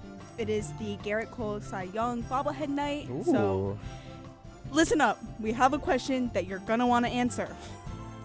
Question is, the Yankees purchased the contract of Babe Ruth on January 3rd, 1920 from Howard Frazee and his Boston Red Sox. How many more wins the Yankees have with Ruth in the 1920 season compared to the ruthless Yankees of 1919? If you have an answer, you want to take a guess, please call in at 718-817-2750. Again, that's 718-817-2750. These are great tickets. You're going to want them, so we'll wait for your call. In the meantime, we want to get into Danny Hurley's decision to stay at UConn. He turned down what you would think is a very tempting deal. But to start us off, I'm going to throw it over to Bradley. Bradley, take us away. I was actually very surprised to see that he turned down the 6-year, $70 million offer.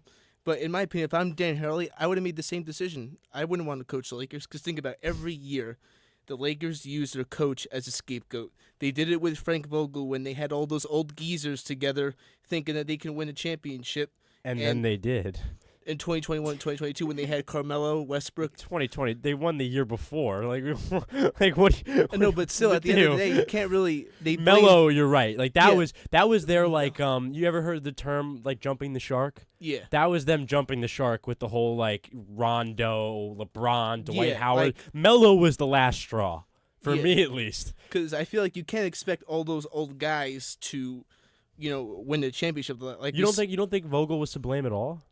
Not entirely, because also think about the year Frank Vogel got fired.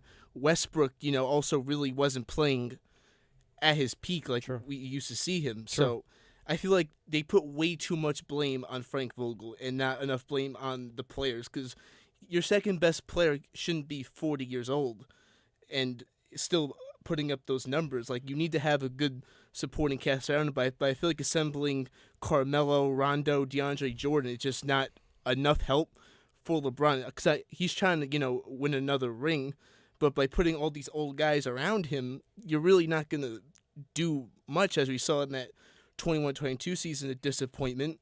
And then then they got Darvin Ham, and it's just been more disappointing. Like, the Lakers are just a dysfunctional franchise that needs to get their stuff together. They got to sit down and say, okay, we need to focus on getting better and not blaming the coach every year. Because I feel like also Darvin Ham even got way too much blame, in my opinion, because AD didn't really play that well. You can't. Your second best player can't be pushing 90 years old. Okay. You need to have. I'm gonna stop you there, because you just called LeBron 90, and that's. I'm sorry, 80. Unacceptable. The fix to this, the best case scenario for the Lakers, make LeBron the player coach. What, like, he is already. What are we doing? Also, because I know before you say anything, right? Because I'm about to say something that may make you sound differently. What person could walk into the Laker facility and confidently say to Rob Pelinka, "I know more than LeBron James does about basketball"? Nobody. I am more qualified to coach this team than LeBron James. Who is saying that? Phil Jackson? That's it. Only person who has legitimacy to say that. I don't know another candidate, especially that idiot from Duke that they have as the front runner now. I'm not even going to say his name. You know who you are. I just don't see how that guy has any more qualification than the greatest player in the history of the sport. That is also the smartest player in the history of the sport. I don't understand how, and I heard this on a show recently, like, make LeBron player coach. It's genius. Because why else? He already is. There's already animosity created by the media between him and any coach he's going to be with anyway. Make it him. Like, and what you're going to waste LeBron? He's the one coaching. He can't waste himself.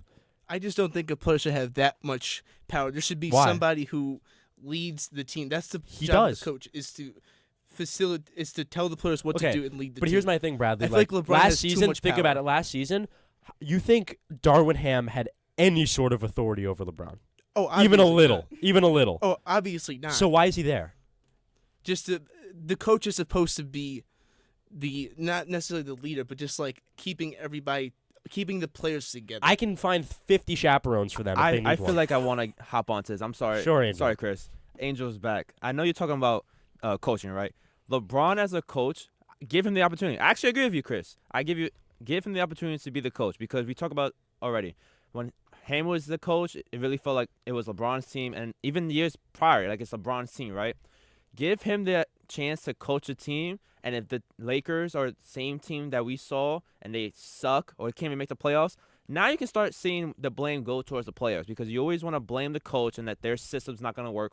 Watch a LeBron coach team try to help the Lakers win, and if that doesn't work, then you're going to see why the players are more to blame for these worst seasons and not the coaches. Because someone like Darvin Ham, honestly, he could have probably got another year with the Lakers and turn around. It's the roster that they have. They don't have a good roster. You have LeBron and AD, who are supposed to be your two stars. One's 40 years old, and one who, I'll give him credit, his injuries have held up and he was able to play a lot and he's supposed to be dominant. But Anthony Davis doesn't know when to be the superstar and average at 30 and 10 that he should be. Who else in that roster is good enough to help the Lakers? So is it really a coaching issue? it's a player issue. It's a roster issue. It's a general team that you have to build with your superstars in order to win. So I don't know why head coaching is such a big deal with the Lakers when at the end of the day it's LeBron's team and you just need to get better players. You talk about it's the issues arise. It's also the issue with the front office. It's their responsibility in the draft to pick the players that they think will be the best fit for the team to make the team better. So if LeBron really cares, he should go into the front office and say, we need this, this, and that. Pick this guy, scout this guy, and look at this guy. Because although you do talk about the players, you also have to look at the front office. They're responsible for making sure that, okay, we go into the draft, we need the picks, especially since LeBron is obviously out the door soon. And it's not even the draft, Bradley. It's more like when I see their roster every summer, it's a very prototypical Laker thing to be like, we're going to get this guy, we're going to get this guy, we're going to get this guy. This feels like the first summer that I'm going into it, and I'm like, they're going to get a guy. And, like, I just inevitably they're going to get a guy. I never say that going into any summer because I'm a smart basketball fan, and I know that that's, like, boy who cried wolf. This offseason, like, they're going to get a Trae Young level player. I just don't know who it is necessarily. It probably will be Trae Young. If I had to guess, it'll be Trae Young. But they have to, because then what are you going to go into next season with the same roster this year? You weren't good enough to beat the Nuggets 2 years ago. You weren't good enough to beat the Nuggets this year. You're going to go into the season next year with the same roster you have the last 2 tries and try and do it again. The definition of insanity is doing the same thing over and over and over again the same way, expecting a different result. That is what the Lakers are doing if they go into this next season without making any major changes. Can I propose this solution to you real quick, Chris? Can I propose the... No. No? Yeah, of course. Okay, so Kidding me. think about it. You're the general manager, right? Would you know that this team has been dysfunctional and it has worked. Would you trade one of your stars for $1 billion picks? What do you mean? Would you trade LeBron, or if No. it's not, if you know it's not working, would you trade one of them to get a lot of picks Never. and just start rebuilding for the future? Never. I'd rather lose 82 games than trade LeBron or AD. So when LeBron retires, you get nothing for him. At least when LeBron goes out the door, you'll have all of these picks from a team. Who? Whatever team really needs. For 40-year-old LeBron picks? Trust me, teams. How many? Trust me, teams will trade more than you think for LeBron. I think teams will trade a lot less than you think for LeBron. Maybe I'm overestimating I think how much. you are. Because I don't think you would trade Anthony Davis because he is. Because the way you're talking about it, like, think about it. You're talking about it like LeBron only has a year or two left. Like, who is trading more than one first-round pick for a year of 40-year-old LeBron? Trust me, any team, I feel like... We had a conversation in the back earlier that I almost contradicted this in an immediate way, saying that if LeBron came to the Nets, it would mean more than being a championship, which is true. And, like, I'd rather that than a championship, to be completely honest. But with that said, I'm talking as, like, a realistic basketball analyst. It does not make any sense for the Lakers to trade him or a team to trade for him. So you think Oh, sorry, guys. Kurt speaking. I didn't want to cut you off there.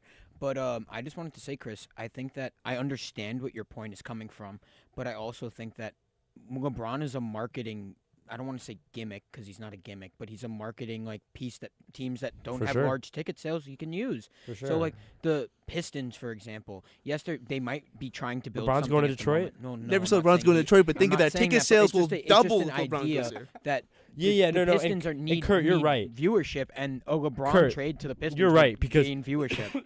You're right, because it's a conversation I have to Kurt's point with my dad where it's like LeBron and them get paid all this money, but I feel like almost when you look at their ticket sales and how many people come to town every time they're in town and how many jerseys they sell, they're almost underpaid in some ways. And it kind of feels that people do underestimate the power of a star like LeBron coming to your area because the jersey sales go up, tickets, everything is just immediately up.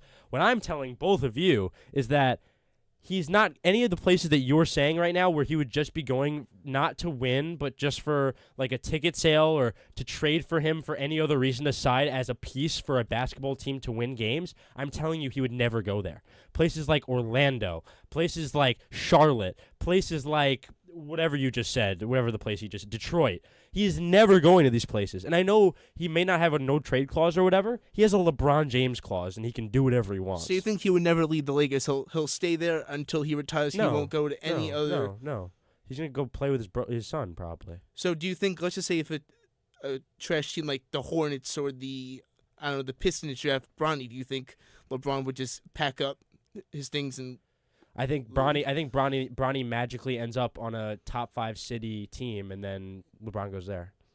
But what if that you have to be prepared for the worst case scenario? And I'm telling you, because the Lakers only have what? I'm telling you that if Bronny was on the Hornets and they said, LeBron, we will give you $1 billion to play with your son in Charlotte, he is saying no. He will not do it. You really think so? I know it. Let's just say I don't think it. I know it. Let's say that was your son, and that team offered you $1 billion to play with. I am not LeBron James. I'm not talking about me. Me, of course, I would do all of this. I'm a regular human.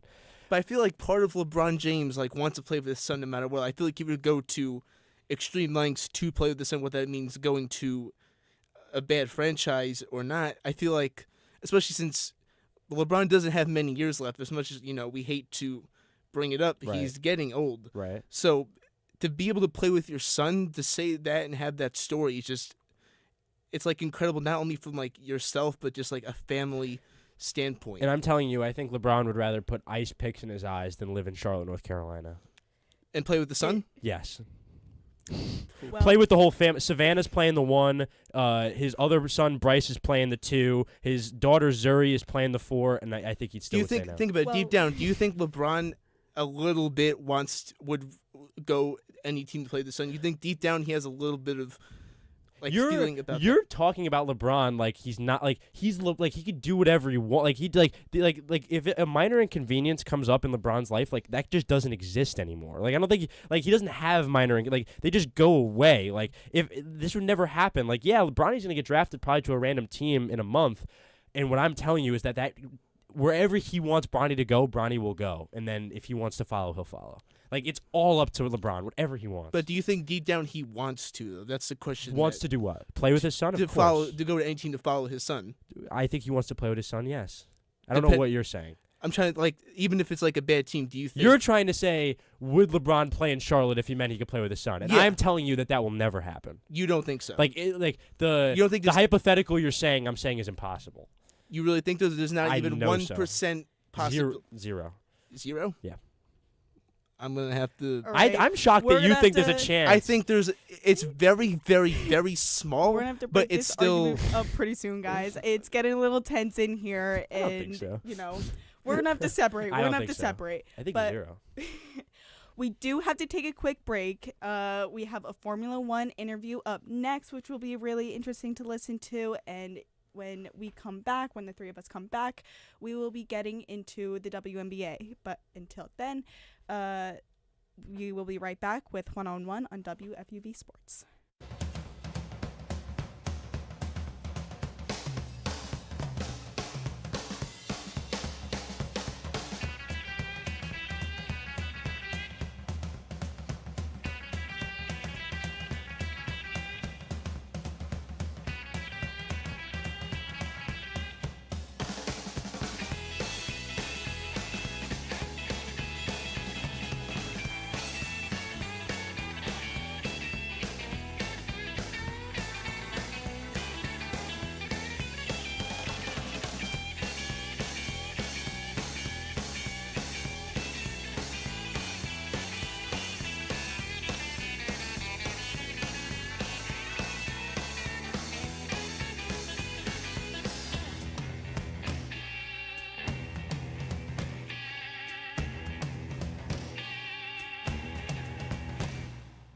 You're listening to WFUV, New York.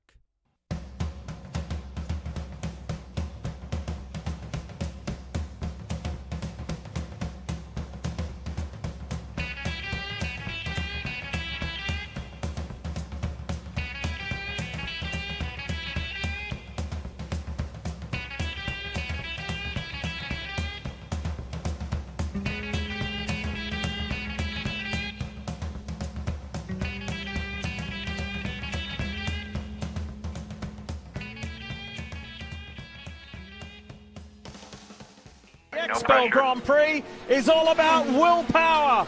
Power ends a 2-year winless drought by winning here. Congrats. Finally. Power pondered retirement last year as his wife battled a staph infection. She recovered, and now Power is bouncing back to form. He was joined by his wife and son in victory circle after he earned his first win in 2 years. Power ended a 34-race winless streak and moved to the top of the IndyCar point standings in the process. The 43-year-old pulled ahead for good on the 49th of 55 laps and beat teammate Joseph Newgarden to win for the first time since Detroit in June of 22. Power has a 5-point lead over reigning IndyCar champion Alex Palou as he seeks his second championship in 3 years. We're working hard. We want to win the championship, and I think we've got the cars and the team to do it, so going to keep pushing. Up next is the Firestone Grand Prix of Monterey from June 21st to the 23rd in California, Indy in 60. Bobby C., Aaron McAtee, and the pilot of the number 41 Chevy from AJ Foyt Racing in the IndyCar Series, Sting Ray Robb. And it's an exciting few weeks for Sting Ray. How's it going? Doing well, and yourself? Doing great. So great to have you here on the program. Aaron and I are really excited to speak with you. And I figured the best place for us to start is the Indy 500, because for you and your second attempt at the 500, really good returns. Yeah, absolutely. So you start after qualifying 23rd, you end up finishing in the race 16th, and you're the driver with the third most laps led. What was that Indy 500 experience like for you?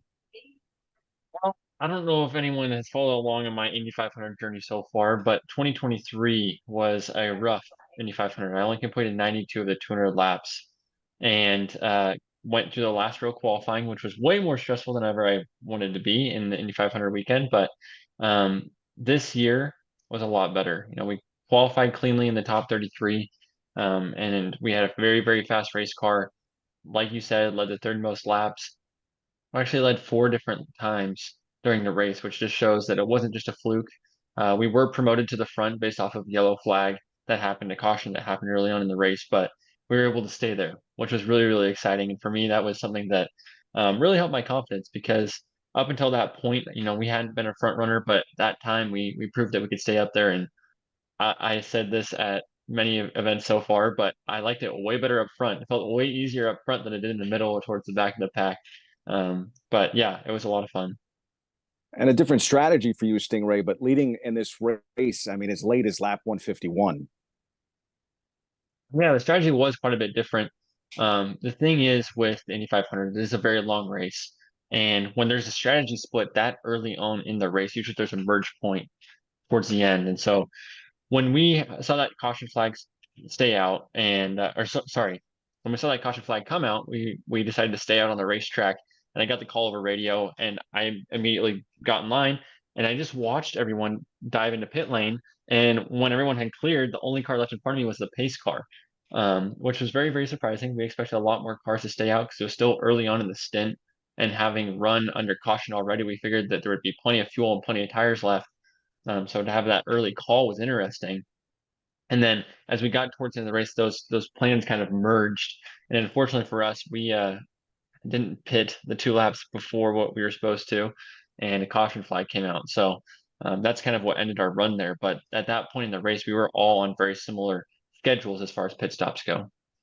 Yeah, that caution flag came out at 147, and I know that Aaron was your biggest fan and supporter. He said, "Look out, Sting Ray Robb might win this thing." Yeah, I thought so too, Aaron. I definitely was chomping at the bit to find out what the end of the race was going to be like, but I wasn't allowing myself to say that too far ahead of time. Right. I do know that at one point from the 14 stand, AJ was on, and he said the 41 car might win this. So for me, that's like the highlight of my career. If AJ thinks you're going to win the Indy 500, that's a pretty good day. So that kind of segues into another question I was going to ask. And first off, Sting Ray, like Bobby said, thanks for coming on, and like a lot of people know you've done a lot of stuff with the Race to Razor podcast, and we always appreciate it. So I try to leave you alone for the most part now, but we were doing this special thing. I was like, I'll see if Sting Ray can come on. But no, it's good. It's good to see you again, and congrats, like Bobby said, on all your success at the 500 this year is really cool. And I was definitely your biggest supporter in turn 3, so it was great to see you lead. But talk about the experience of being at the Indianapolis Motor Speedway with probably the most legendary driver to ever race there as your car owner. Just kind of talk about what that was like. Yeah, I mean, the Indy 500 really is a month full of racing. Being in Indianapolis, living here now, I get to kind of see the full effects of the racing and its culture around it. Being the racing capital of the world, Indianapolis has a big fan base, and a lot of times, people that are coming to the races these days have been coming for decades or their generations. And so for me, being with someone like AJ Foyt Racing, it's kind of allowed me to open up my eyes to the legend and the history of the sport because everyone I meet is like, I've been coming for the last 58 years to this race, and AJ was the guy I grew up cheering for, and he's my favorite. He's my guy. And so time after time after time, I get that story, and then when it's my turn to walk across the driver intro stage, there's a big cheer because I'm AJ Foyt's driver. And so that was a really cool experience to kind of see the legend and kind of the impact one driver can have on a whole sport, on a whole city, on a whole culture. Um, and it's very inspiring too. I mean, those are big shoes to fill, and I don't ever think I'll be able to fill AJ Foyt's shoes, but at least I can be a part of the legend, the history, and hopefully bring them some results in the meantime. Now, was there any advice or anything he said to you during the month that kind of stuck out to you? AJ, he kind of stays in his corner these days and Yeah. lets Larry be the boss on the team. But I remember there was one time I was standing in the driver lounge area, getting ready to go out on track, doing some adjustments to my helmet, and he was telling us some stories about the helmets he used to wear and what he used to do to make himself a little bit more comfortable in the car. And I'm very thankful that we have the safety we do nowadays because some of the stories he was telling I was not loving as far as from the driver's perspective. They're so wild, but yeah, not any real advice, but some really, really good stories. Absolutely. Most passes for you at Road America, Sting Ray Robb, and it seems like not just a good performance on the oval at Indianapolis, but now it's starting to translate into some other races too. Yeah, I think so. I said this at the very beginning of the year. I thought the month of May was going to be our momentum builder. And so coming into a new team, I think that everyone kind of gets to see the roughs and bumps of the start of the season. And there's a lot of new guys on the team as well. I mean, we have actually not even a lot. It's a whole new engineering career this year, besides Michael Cannon and one of our other performance engineers. So I think for us, it's been trying to build a relationship, trying to build a process that works well on a race weekend, and we're just now starting to see some of the results of that, and we're able to capitalize more on race weekends and having cleaner practice sessions, and then into qualifying into racing. So hopefully we'll keep going that direction. I know there's a lot more to come, but we've definitely closed up the window to the front of the field a lot more, and I can see ourselves, making another jump here shortly. Now, the diehard fans will know what your name is all about, your first name, of course, but maybe those that are not diehard motorsport fans might not. How did you get the coolest name in motorsport? Yeah, everyone always thinks it's a fake name, but I always lead out by saying, no, it's my real name. I promise to pull out my Idaho driver's license and show it to them. But the story goes, my parents were big Corvette fans. That's the fun, passion side of the story that kind of tells where I've got my passion from. But the longer, more boring side of the story is that my dad's side of the family's heritage is from Stirlingshire, Scotland. So Sting is actually short for Sterling. And then both of my grandfathers had Ray in their name. And so it's a combination deal, but really it was just a silly excuse to name me after a Corvette, which in all hindsight worked out pretty well. Aaron and I were teasing each other because I said he showed me a great picture of you in his pedal car, probably around maybe age 4 or 5, Corvette car. And I was curious. I asked him, I said, does Stingray have a Stingray Corvette? No, not yet. I was hoping I could get one at the 500 this year, but I'll have to wait another season, it looks like, to get a shot at that. My dad does have a 66 Stingray that I grew up around. I mean, that car has been his baby longer than I have, so it's kind of cool. Awesome. Now, it's kind of ironic because last year, obviously, you were with Delcorn Racing in a Honda, and this year you're actually in a Chevy.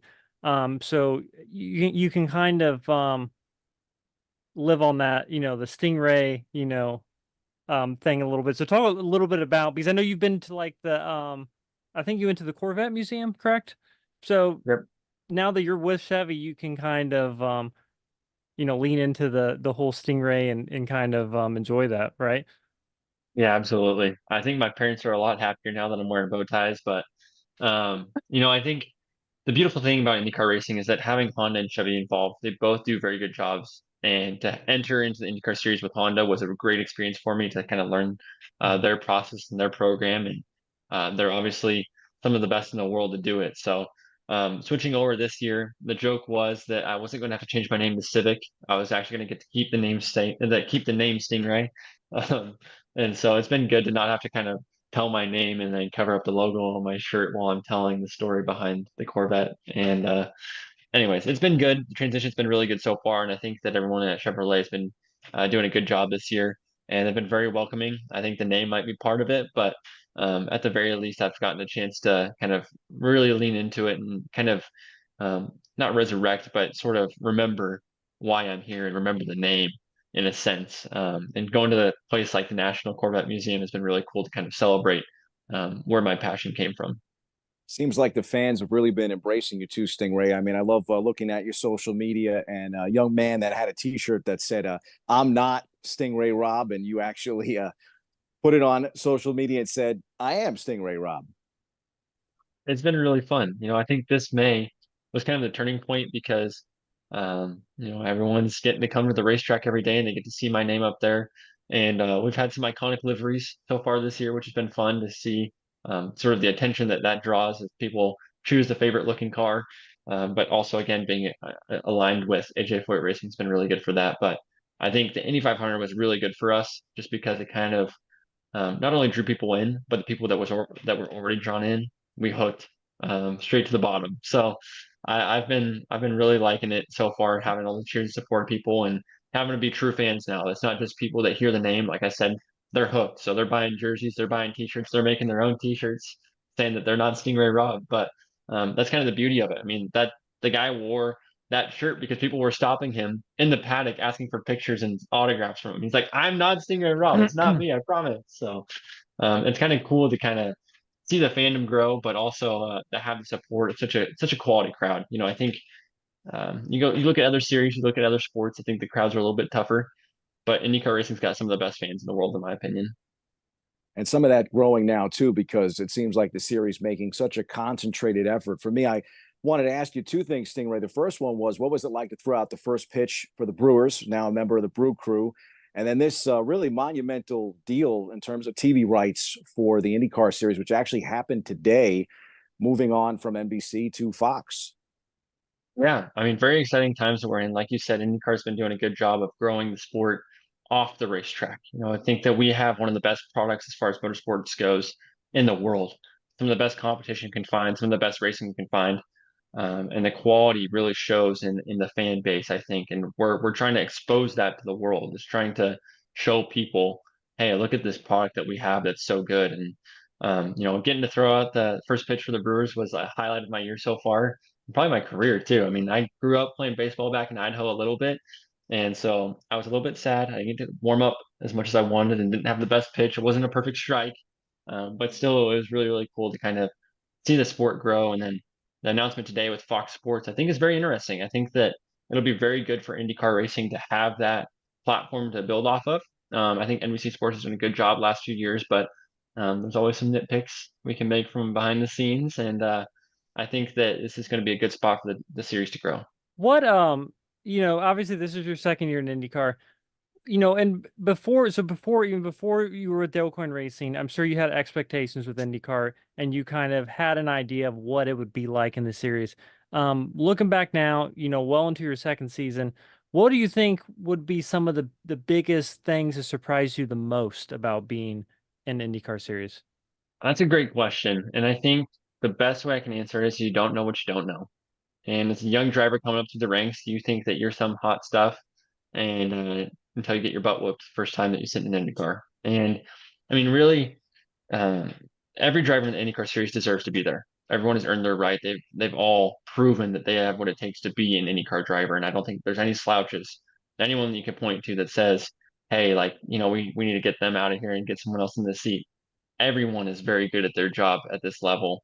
And it's a very competitive field. Like I said, we have one of the best products as far as motorsports goes in the world. And so I think that what I didn't really appreciate when I first came to IndyCar is how tight the field is, not because it's easy to drive, but because of how good the athletes are. And, that's something to be said about the car, the products, the series, everyone's done a very good job of making it available to the driver and making it a driver series. And so you get to see the best of the best go at it weekend to weekend, and you don't know who's going to come out on top. Obviously, there's the big hitters at the larger teams that have some more resources, but you still get to see the little guys, the underdogs, lead the race for 23 laps, Indy 500, right? So for me, that's really exciting. And as a rookie, I don't think I learned to appreciate that as much. I just didn't like having to work so hard. But now the hard work is kind of welcome because I get to see the advantage it lays into. And so for me, I got to learn a lot of patience last year, and I also got to learn where I needed to improve on and off the racetrack and how I can improve on and off the racetrack. I think that um, everyone gets to see the talent, right?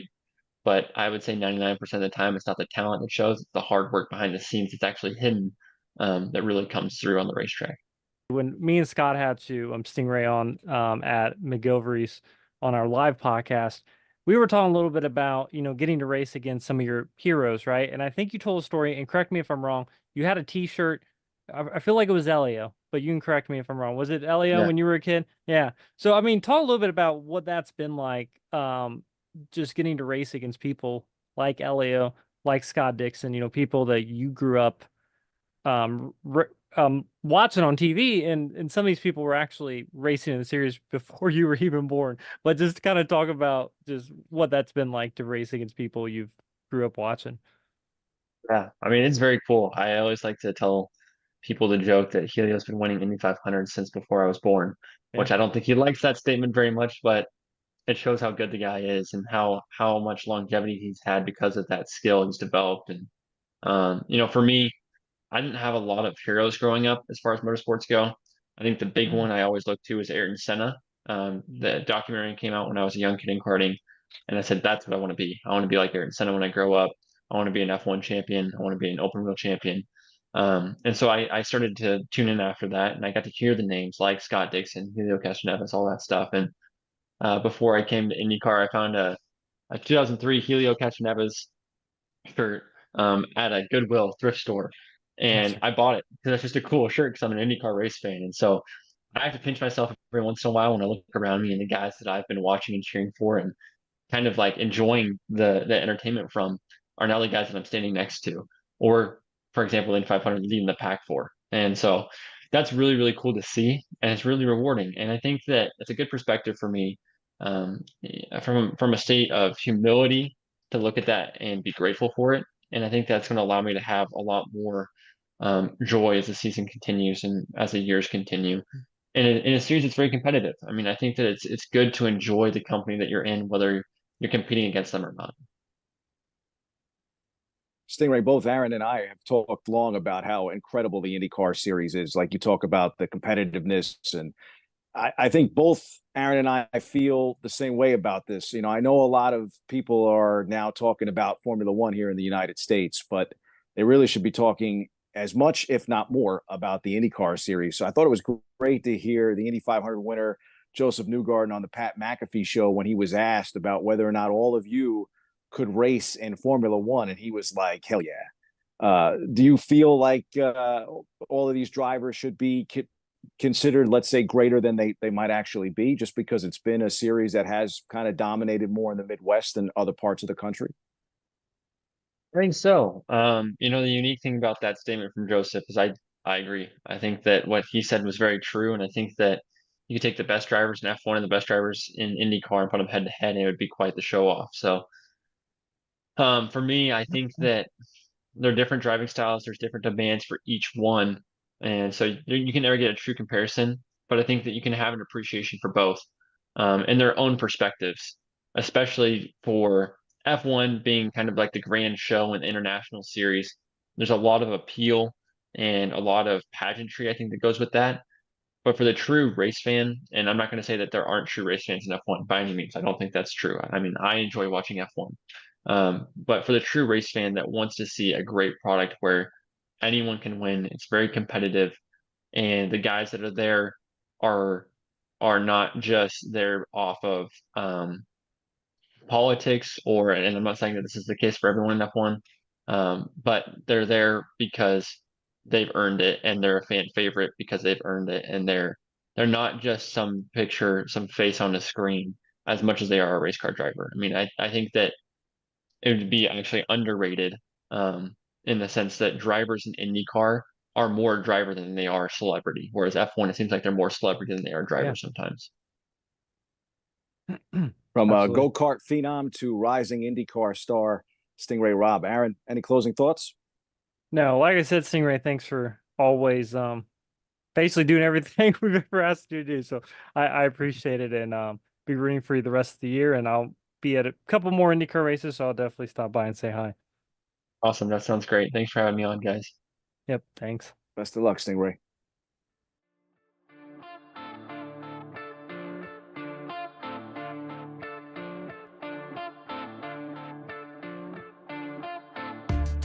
What's going on, guys? I'm Jack Warner, one of your New York Rangers beat reporters for the 2023-2024 NHL season.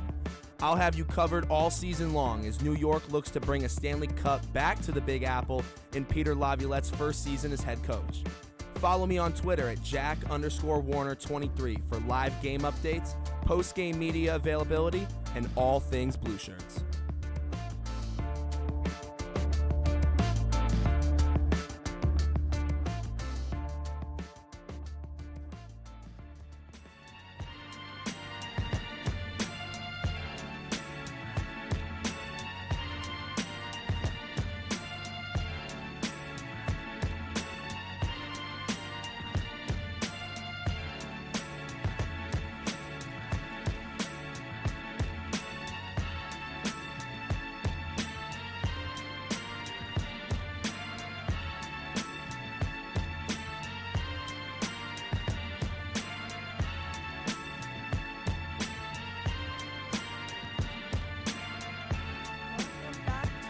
One-on-one, New York's longest running sports show.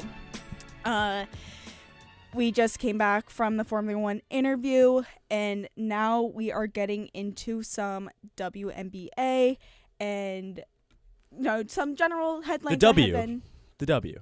Sorry, the W. The W. The W is what they It's say just so. It's professionally, just isn't too they? cool. Like if it's WNBA and the W, I'm picking the W.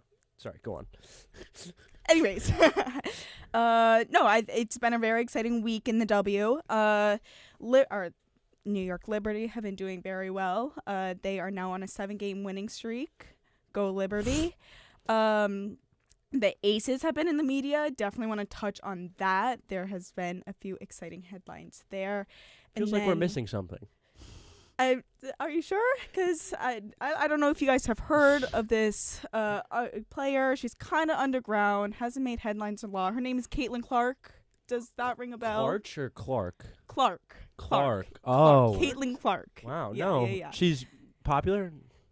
No. She's kind of underground. Hasn't made too many headlines yet, but the Smiths of the she's WNBA. apparently on the rise. Yeah. Got She's it. on the rise, and I like an underdog. I'll root for her.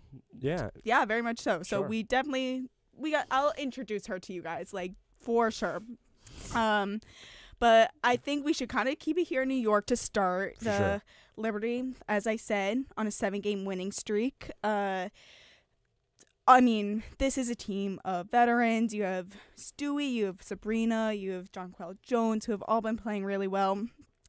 They played a few Commissioner Cups games that have been very competitive, and they've been winning, so that's what you like to see. Over the last 2 years, it's felt like the Liberty kind of like their New York counterpart in baseball, the Yankees. It feels like on paper they have a winning roster. They have a championship roster. They have all of the ammo that they need. They are fully equipped to win a championship. Last year didn't all come together. I think, coming up against maybe the greatest lineup in the history of the league maybe had to do with that a little bit. But also, just in general, I mean, whether it's injury or just general underperforming, this team has not lived up to maybe this crazy potential that has been put on them, which maybe is unfair to a certain extent.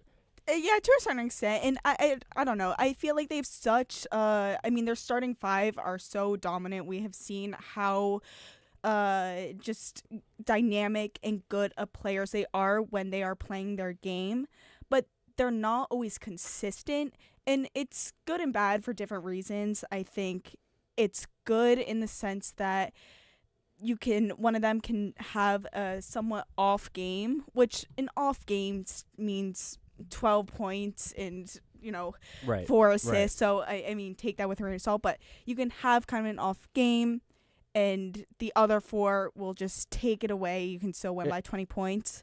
And also, just to cut you off for a second, consistency is like really important in WNBA. Just because of how the playoffs are set up, they even saw this in the final against the Aces. There's not a ton of time to really be making errors, and you kind of need to get it together relatively quick. So a consistency and building great play in that consistency is kind of the name of the game, and that is kind of where they have fallen and where they have had trouble is where they are inconsistent and they will not play up to their expectation. But if they play anywhere near the expectation and they can maintain, even if it's less than what they have now, and maintain a level of consistency, they should be at least in a good spot in their conference. I know obviously the Aces is a whole nother mountain to climb, but until just getting there, I think even just that that self-improvement as a team is really important. And so much of it is confidence too, and I think that's what you've seen a lot on this Aces team.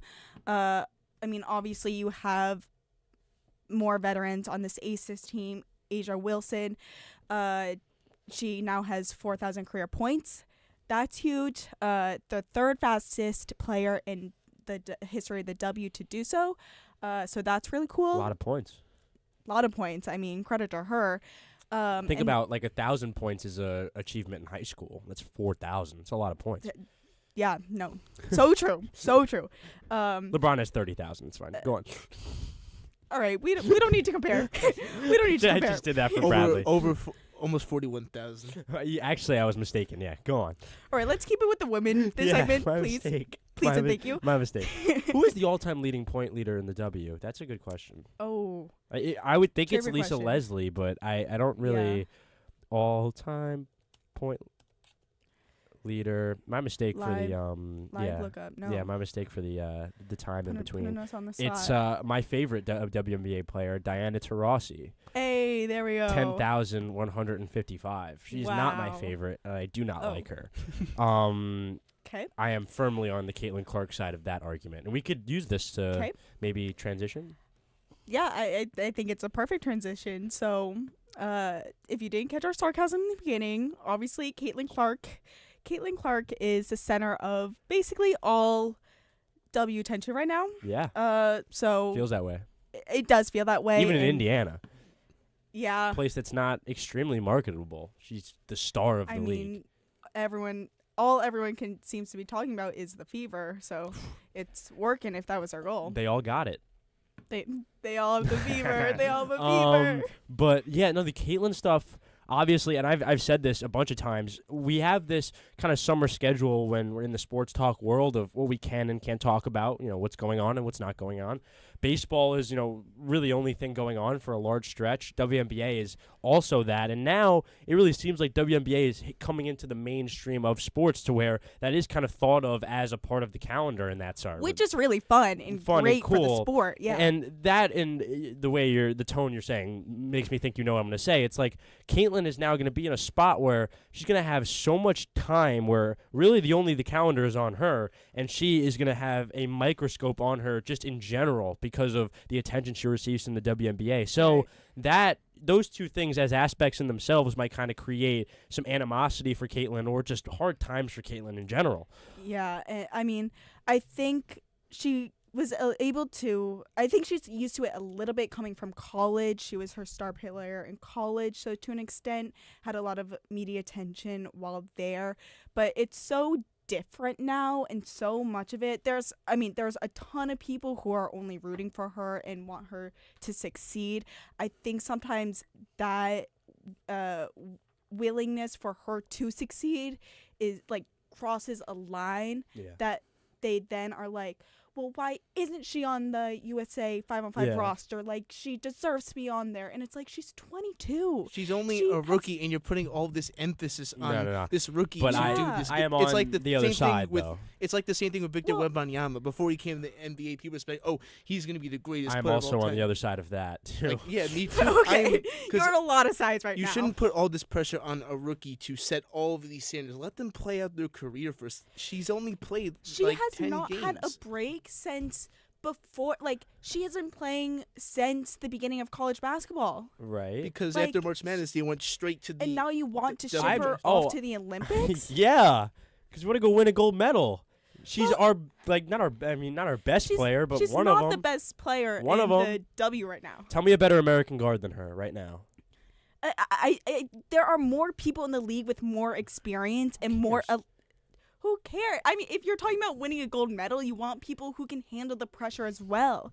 And Caitlin has done that well in the W so far. It's not even but like but going to the Olympics is so different. It's in not my even the opinion. argument I want to make. Like, it does. The experience does matter, but it's like it gets to the point where it's like, guys, she deserves to be on the team. Like, why are we getting so semantical? Like, she obviously deserves a spot on this roster. Like, it would be idiotic to not say that. She can deserve a spot on the roster. I'm not even saying but I it want her to might not go. be- I just want her to get their spot. Like, she deserved to be on that roster. Like, that's what it is for me. Because think about it, you could make her an injury replacement, then that's just kind of like Yeah. disrespectful. But instead, they give the same 4 guards they've been giving to every national team for the last 10 years of the women. Well, and I feel like the other thing is probably. Sorry, Kerr, what'd you say? Oh, wait, were I'm- you on? oh, no, I wasn't on, but oh, my bad. if you want me to go, I I was no, just no, no. talking I English. heard you. I wasn't sure. My bad. That's my bad. fine. I was Go gonna on, say, Gabby. I don't know. I feel like the players who are on the roster right now, chances that they retire or take a break from basketball in the next 4 years are high. Caitlin is 22. She is going to be able to play in so many more Olympics that I think it's okay if she didn't I make get a what you're spot saying. on this roster. I get what you're saying, and I get that it's also I don't, like not. I don't mind to jump in. I understand that she's young and has plenty of years to play in the Olympics. But if you think about it in a marketing perspective. Clark's name is out there. She's in all the advertisements. That's what you want when you're doing Olympics and when you're playing in the Right, world. but the Olympics is a big enough event on its own that you don't need one player to get attention from the media. Not about attention. Who's talking about it? I am talking about they need. And I know Angel is, but like it was a rhetorical question. Like I am like she's one of the best 4 guards. She is. Like she it's is. like why is it like this whole like it has become a political like no like I think they make a roster of the best American girls in the world, and I think that a girl that should be on that roster wasn't on it, and I'm upset about it. I don't That's think literally that's, all it is. Sorry to cut you off, Chris, but that's insane to me that you're saying that she's one of the best right now. The Olympics, it's not about how marketable your name is or how good you are at the moment. It's trying to win the gold medal, and she isn't as good right now. So that's what I'm trying to say. She has the ability to get so much better. I want to agree with Gabby you. completely because she I has not been completely good. agree with you. She hasn't been good. Tell me her stat lines that have really jumped out to you, Chris, that she really has been impressing you to be in the Olympics right now. She's not in the last like 2 or 3 weeks, which is the sample size you're taking, which is the most unfair sample size of all time because she's played 4 or 5 years of flawless basically basketball, and then now she's playing with a bunch of grown women, which she's never played with in her life, and it's been 2 weeks in, and she's averaged less than 30 a game. So everyone's like, "Oh, everything's over." It's like, no, dude. She deserves to. Have you watched anything? I'm sorry, it's not like the NBA. Someone can't just cross over into college and average 40 a game and take a team to the Final Four. In the women's game, it's not that simple. Like, I know that's kind of an argument people have. Like, even Alex Caruso talked about it on Part of My Take, where he said, like, 40 guys in the NBA could probably take a team to the Final Four that's like a 16 seed. In women's basketball, that is not the same. I would say 10 to 15 girls in the WNBA could do what she did at Iowa with the level of talent that she had and did it at.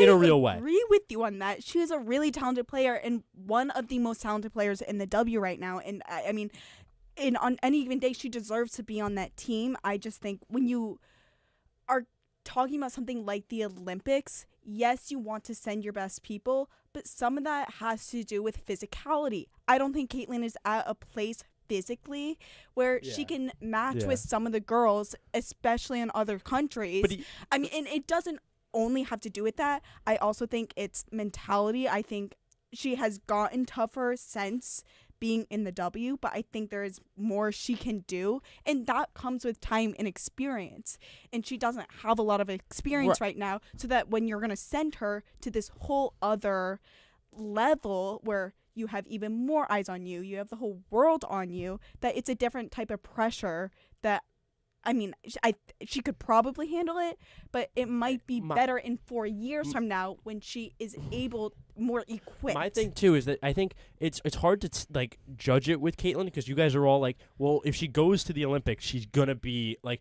I am more. She will play a role as a role player, like like basically like what Kurt is like saying like she can't like make this team. You're telling me like in a pick and roll set or something like that, the greatest player in the history of college basketball and the most points in the history of the women's side and just of the most points in the history of college basketball can't sit in the corner and be a corner man. Like, give me a break. Like, she can make threes in the corner if you just kick it out to her. Like it's insane. Like, obviously, maybe she can't run the offense and basically just, like, lead this team to a gold medal. But you're telling me the girl that has the most threes in the history of anyone in college basketball can't sit in the corner and make a three every once in a while? Give me a break.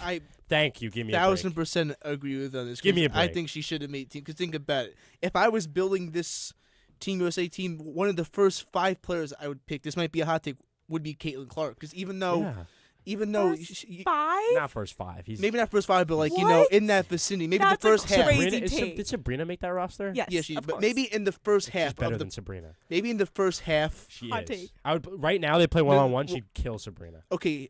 Maybe not top 5 us, but like the first half of women, like the first half that you're assembling, I would pick Caitlin Clark. I really would. You can't judge based off of 3 weeks of. You put Sabrina and Caitlin in front of me, I'm picking Caitlin. I'm gonna have to disagree with you on that, but that's a different conversation for. Where is this coming from? What do you mean? Sabrina scored 37 points in the 3-point contest. Yeah. Okay. Do you still? I mean, well, let's get Angel Carrino. What are you saying? Let's get Caitlin in a gym with 40 basketballs on the perimeter with nobody in there. I bet she scores like 80. Well, obviously she's going to. Kid is so frazzled back there. He's not even turning on his IFB. He's given up. He's taking off the headphones. That gym, she's obviously going to excel. Like that's insane. That the first argument point I bring up for saying that Caitlin's better than Sabrina is, dude, the 3-point contest. What? No, but still. What? No. The 3. What are you? For the weekend of a league that's not even hers, in a league that she's not even in. What are you talking about? It's the most insane. Like, actually, and the fact that y'all are laughing at me like you think I'm the crazy one is nuts. Bro, like, actually crazy. No, so a girl that's played 3 weeks of WNBA is already better than one of the best players in the league right now, is what you're saying. Yes, that's exactly what I'm telling you. That's a steaming take, in my opinion. I don't think so. So. What do you think? Are you like frazzled? Like, what's the? I just a blasphemy. I understand what you're saying. I don't agree. The disappointment in the tone is just hilarious. I don't agree basically at all. I think she's one of the top players. I see what you're saying. Right now, I don't agree at all. I think she is one of the best things that has happened to the W. But I think going back to this Olympic roster really quickly, and then we have to send it to break so that we can get to Yankees. I feel that in 4 years from now, when she's on the roster, because she will be, because she deserves to be on it, she deserves to go to the Olympics. Now she will be a much on, better, fully equipped player. And that's obvious. No one's going to argue that a great women's basketball player is going to be an even better women's basketball player in 4 years. I think there are people now who deserve to be on the roster. You can make a spot for Caitlin Clark. Come on now. That's just ridiculous. But do we have to wrap it up? All right, we do. We're done. We're done here. That was a fun conversation, but we're done. We're gonna send it to break so that we can talk some Yankees. So we'll be right back with One-on-One with WFUV Sports.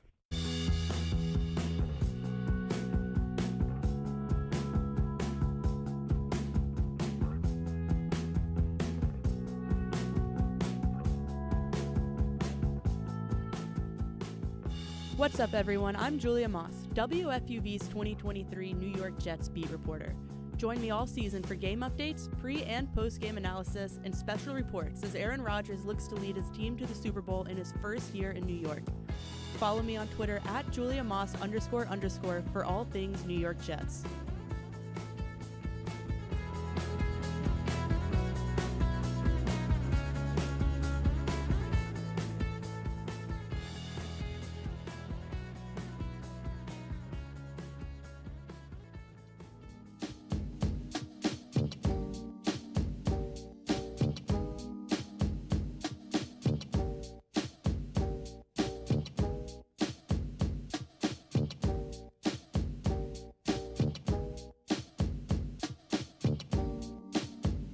Welcome back to One on One. We just came off of a pretty heated segment from Caitlin Clark in the WNBA, but we're doing a little transition now. We're talking about the Yankees. We're bringing it back to the Bronx. The Yankees, as we all know, have had a great season so far. They went 3-1 against the Royals earlier this week, and last night they absolutely destroyed the Boston Red Sox, which Boston did not have a good day. As a New York fan, kind of fun to see. I'm not going to lie. Kind of fun to see. It's always a good day when Boston is losing in the sport. Right? On the same day in two sports, like, I mean, what more Couldn't ask for could you something ask better. for? I got to start this off. He's fired me up over the last 24 hours. His name's Alex Verdugo. Yes. He's fired me up Yes. because he is kind of this Red Sox fan favorite for sure up until last season, and then makes the move over to the Yankees in the offseason. Before the game, they ask him, how do you think you'll be received? Alex answers, I think, in the best way you could possibly answer that question. And he said, I think I'm going to be received like a Yankee. And I think that not only did that make me want to jump through my wall of my room and just scream with excitement, but also just makes me feel what I felt this whole year, that this team just a little different. And then first at bat of the game for Alex Verdugo. Not only the first at bat, Gabby. First pitch. Dead center field. Insane. Mangled. And then, not only all of this, Electric. he's running around the bases telling the crowd, let me hear it. Let me hear it. That, ladies, Bradley, Gabby, that's perfection in my eyes. Perfection. Best way he could have started that game. And then just win 6-0 or 6-1. Who cares? 6-0, 6-1. What's the difference? 8-1. Yeah. Was it 8-1? 8-1. Yeah, it was No 8-1. way. What's that? How'd they get to the last two? I thought Trevino's home run was the last run. Yeah, it was 8-1. The score. Anyway, sorry. I was at Yankee Stadium last night covering NYCFC, so my mistake. But just spreading the wealth yesterday. Spreading the wealth. With Juan Soto getting 2 runs, Aaron Judge got 2 runs, Verdugo got a run, 4 B.I. Stanton got a run. Just overall, it was a really nice to see Verdugo against his former team play so well like that. It just shows that he really, truly is, as what he said, a Yankee. Yeah, and just buying in, especially when you're engulfed in the rival for so long, I've always found so intriguing. Just players being able to just go over the fence and then just be kind of having an undying loyalty to that team or whatever it may be. But just in general, kind of watching this Yankee team, especially over the last 5 games or so, it's seeing a Yankee team that maybe is more talented than anyone I've ever seen playing at the top of their powers, which is just so special in so many ways. I mean, you watch in in the Yankee lineup, there's 6 or 7 guys that are literally appointment television. Juan Soto, I know he's been injured over the last week or so. I was actually at the game when he got hurt last week, but he's just he's appointment television. Every time he's in the batter's box, it needs to be watched. He's so intriguing in so many ways. I try not to take it for granted as well, because there's a part of my brain that just thinks that Soto's gone after this, and I'm trying to be at least cynical, just probably to protect my emotions. But I do have a part of my brain that over the last, I would say, month or 2, I'm taking it in, and I'm not taking it for granted, because I know the Yankees, and I know that sometimes this is the best it gets, and I just want to enjoy it for now. You gotta always be prepared for the worst case scenario that can happen. I'm prepared for Luis Heel and Aaron Judge to die tomorrow or something like that. I'm just Oh, wow. I'm always prepared for the worst. Can we please not put that into the universe? Yeah, All right? no. I don't need any of that. I have over the last whole season, I've honestly been putting it into the universe.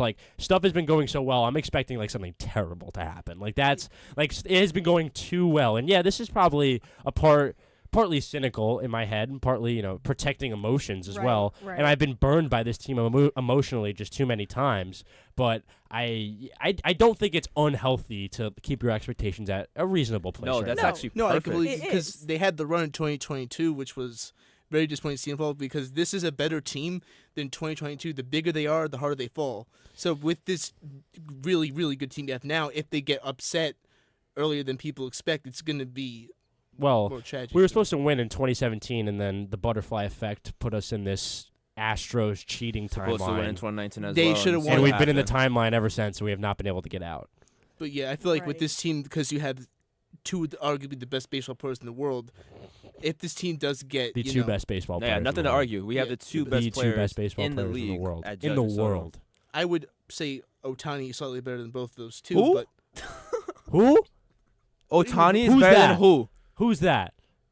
he's You saw what he did in Yankee Stadium. That man is The a two-way scared- phenom that only goes one way? Is that who you're that- talking that man about? is scared I mean, of the there's an bright argument that lights. can be made, but that's just my opinion. Nah, but Juan Nah. Soto. No, but- no argument. okay, fine. Zero argument. Fine. Say the two best players. in Dominican baseball. Missile and Ohtani. Come on now. His name is the Dominican Missile. Come on. You think he's better than?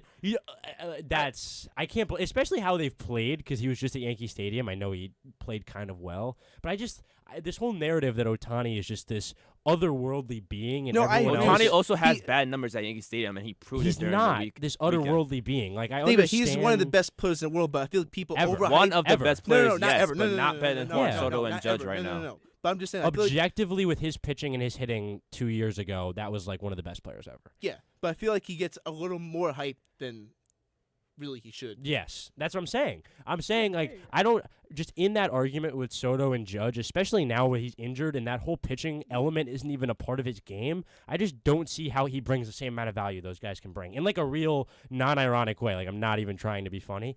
I just don't see how, especially Aaron Judge, his defensive and offensive value is like immeasurable. I just don't know how that guy does that. There is Especially a no guy who's never played a Yankees- playoff game. Like stop it. There is no Never played a Yankees playoff without Aaron Judge. But without Ohtani, there's still a Dodgers. That's a good point too. I mean, but also he that's Judge was there for the beginning of the rebuild. He was there for he is the rebuild. Ohtani was like an add-on We're at talking the about end. like the value the player gives to the team, like Judge's numbers. That's what I'm saying. Yeah. Goes to the Yankees wins. Ohtani, yes, it goes to the Dodgers win, but they can win without Ohtani. Yeah, 'cause Yankees the can't win Dodgers without still Judge. have, That's how you know Judge is out of this world. You can't win without the player. Yeah, and you see it when Judge is out, you really see it. And we're not even talking about Soto right now because I feel like his work speaks for itself. When Judge got hurt in LA last year, team took a nosedive. And it's not a sport where that necessarily is true like basketball. You lose one guy, your team is done.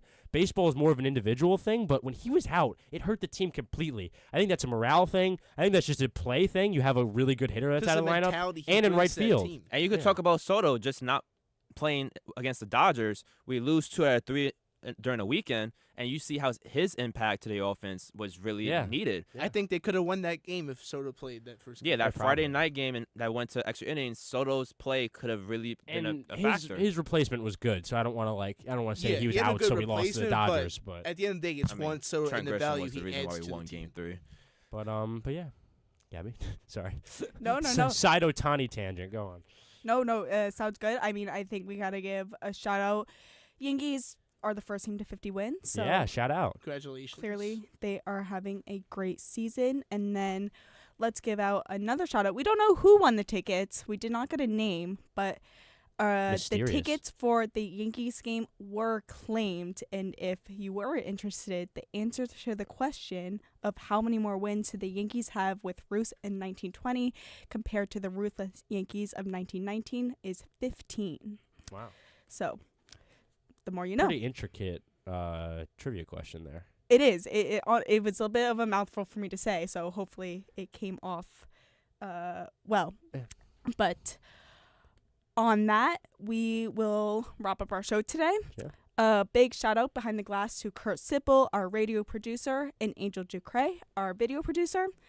Lou Orlando was our supervising producer, and WFUV sports director is Bobby Chaffardini. My co-hosts today were Chris Carrino and Bradley Birne, and I'm Gabby Price. Thank you to everyone who joined in today. Have a great week, and we'll see you next time on One on One, New York's longest-running sports call-in show, a production of WFUV Sports.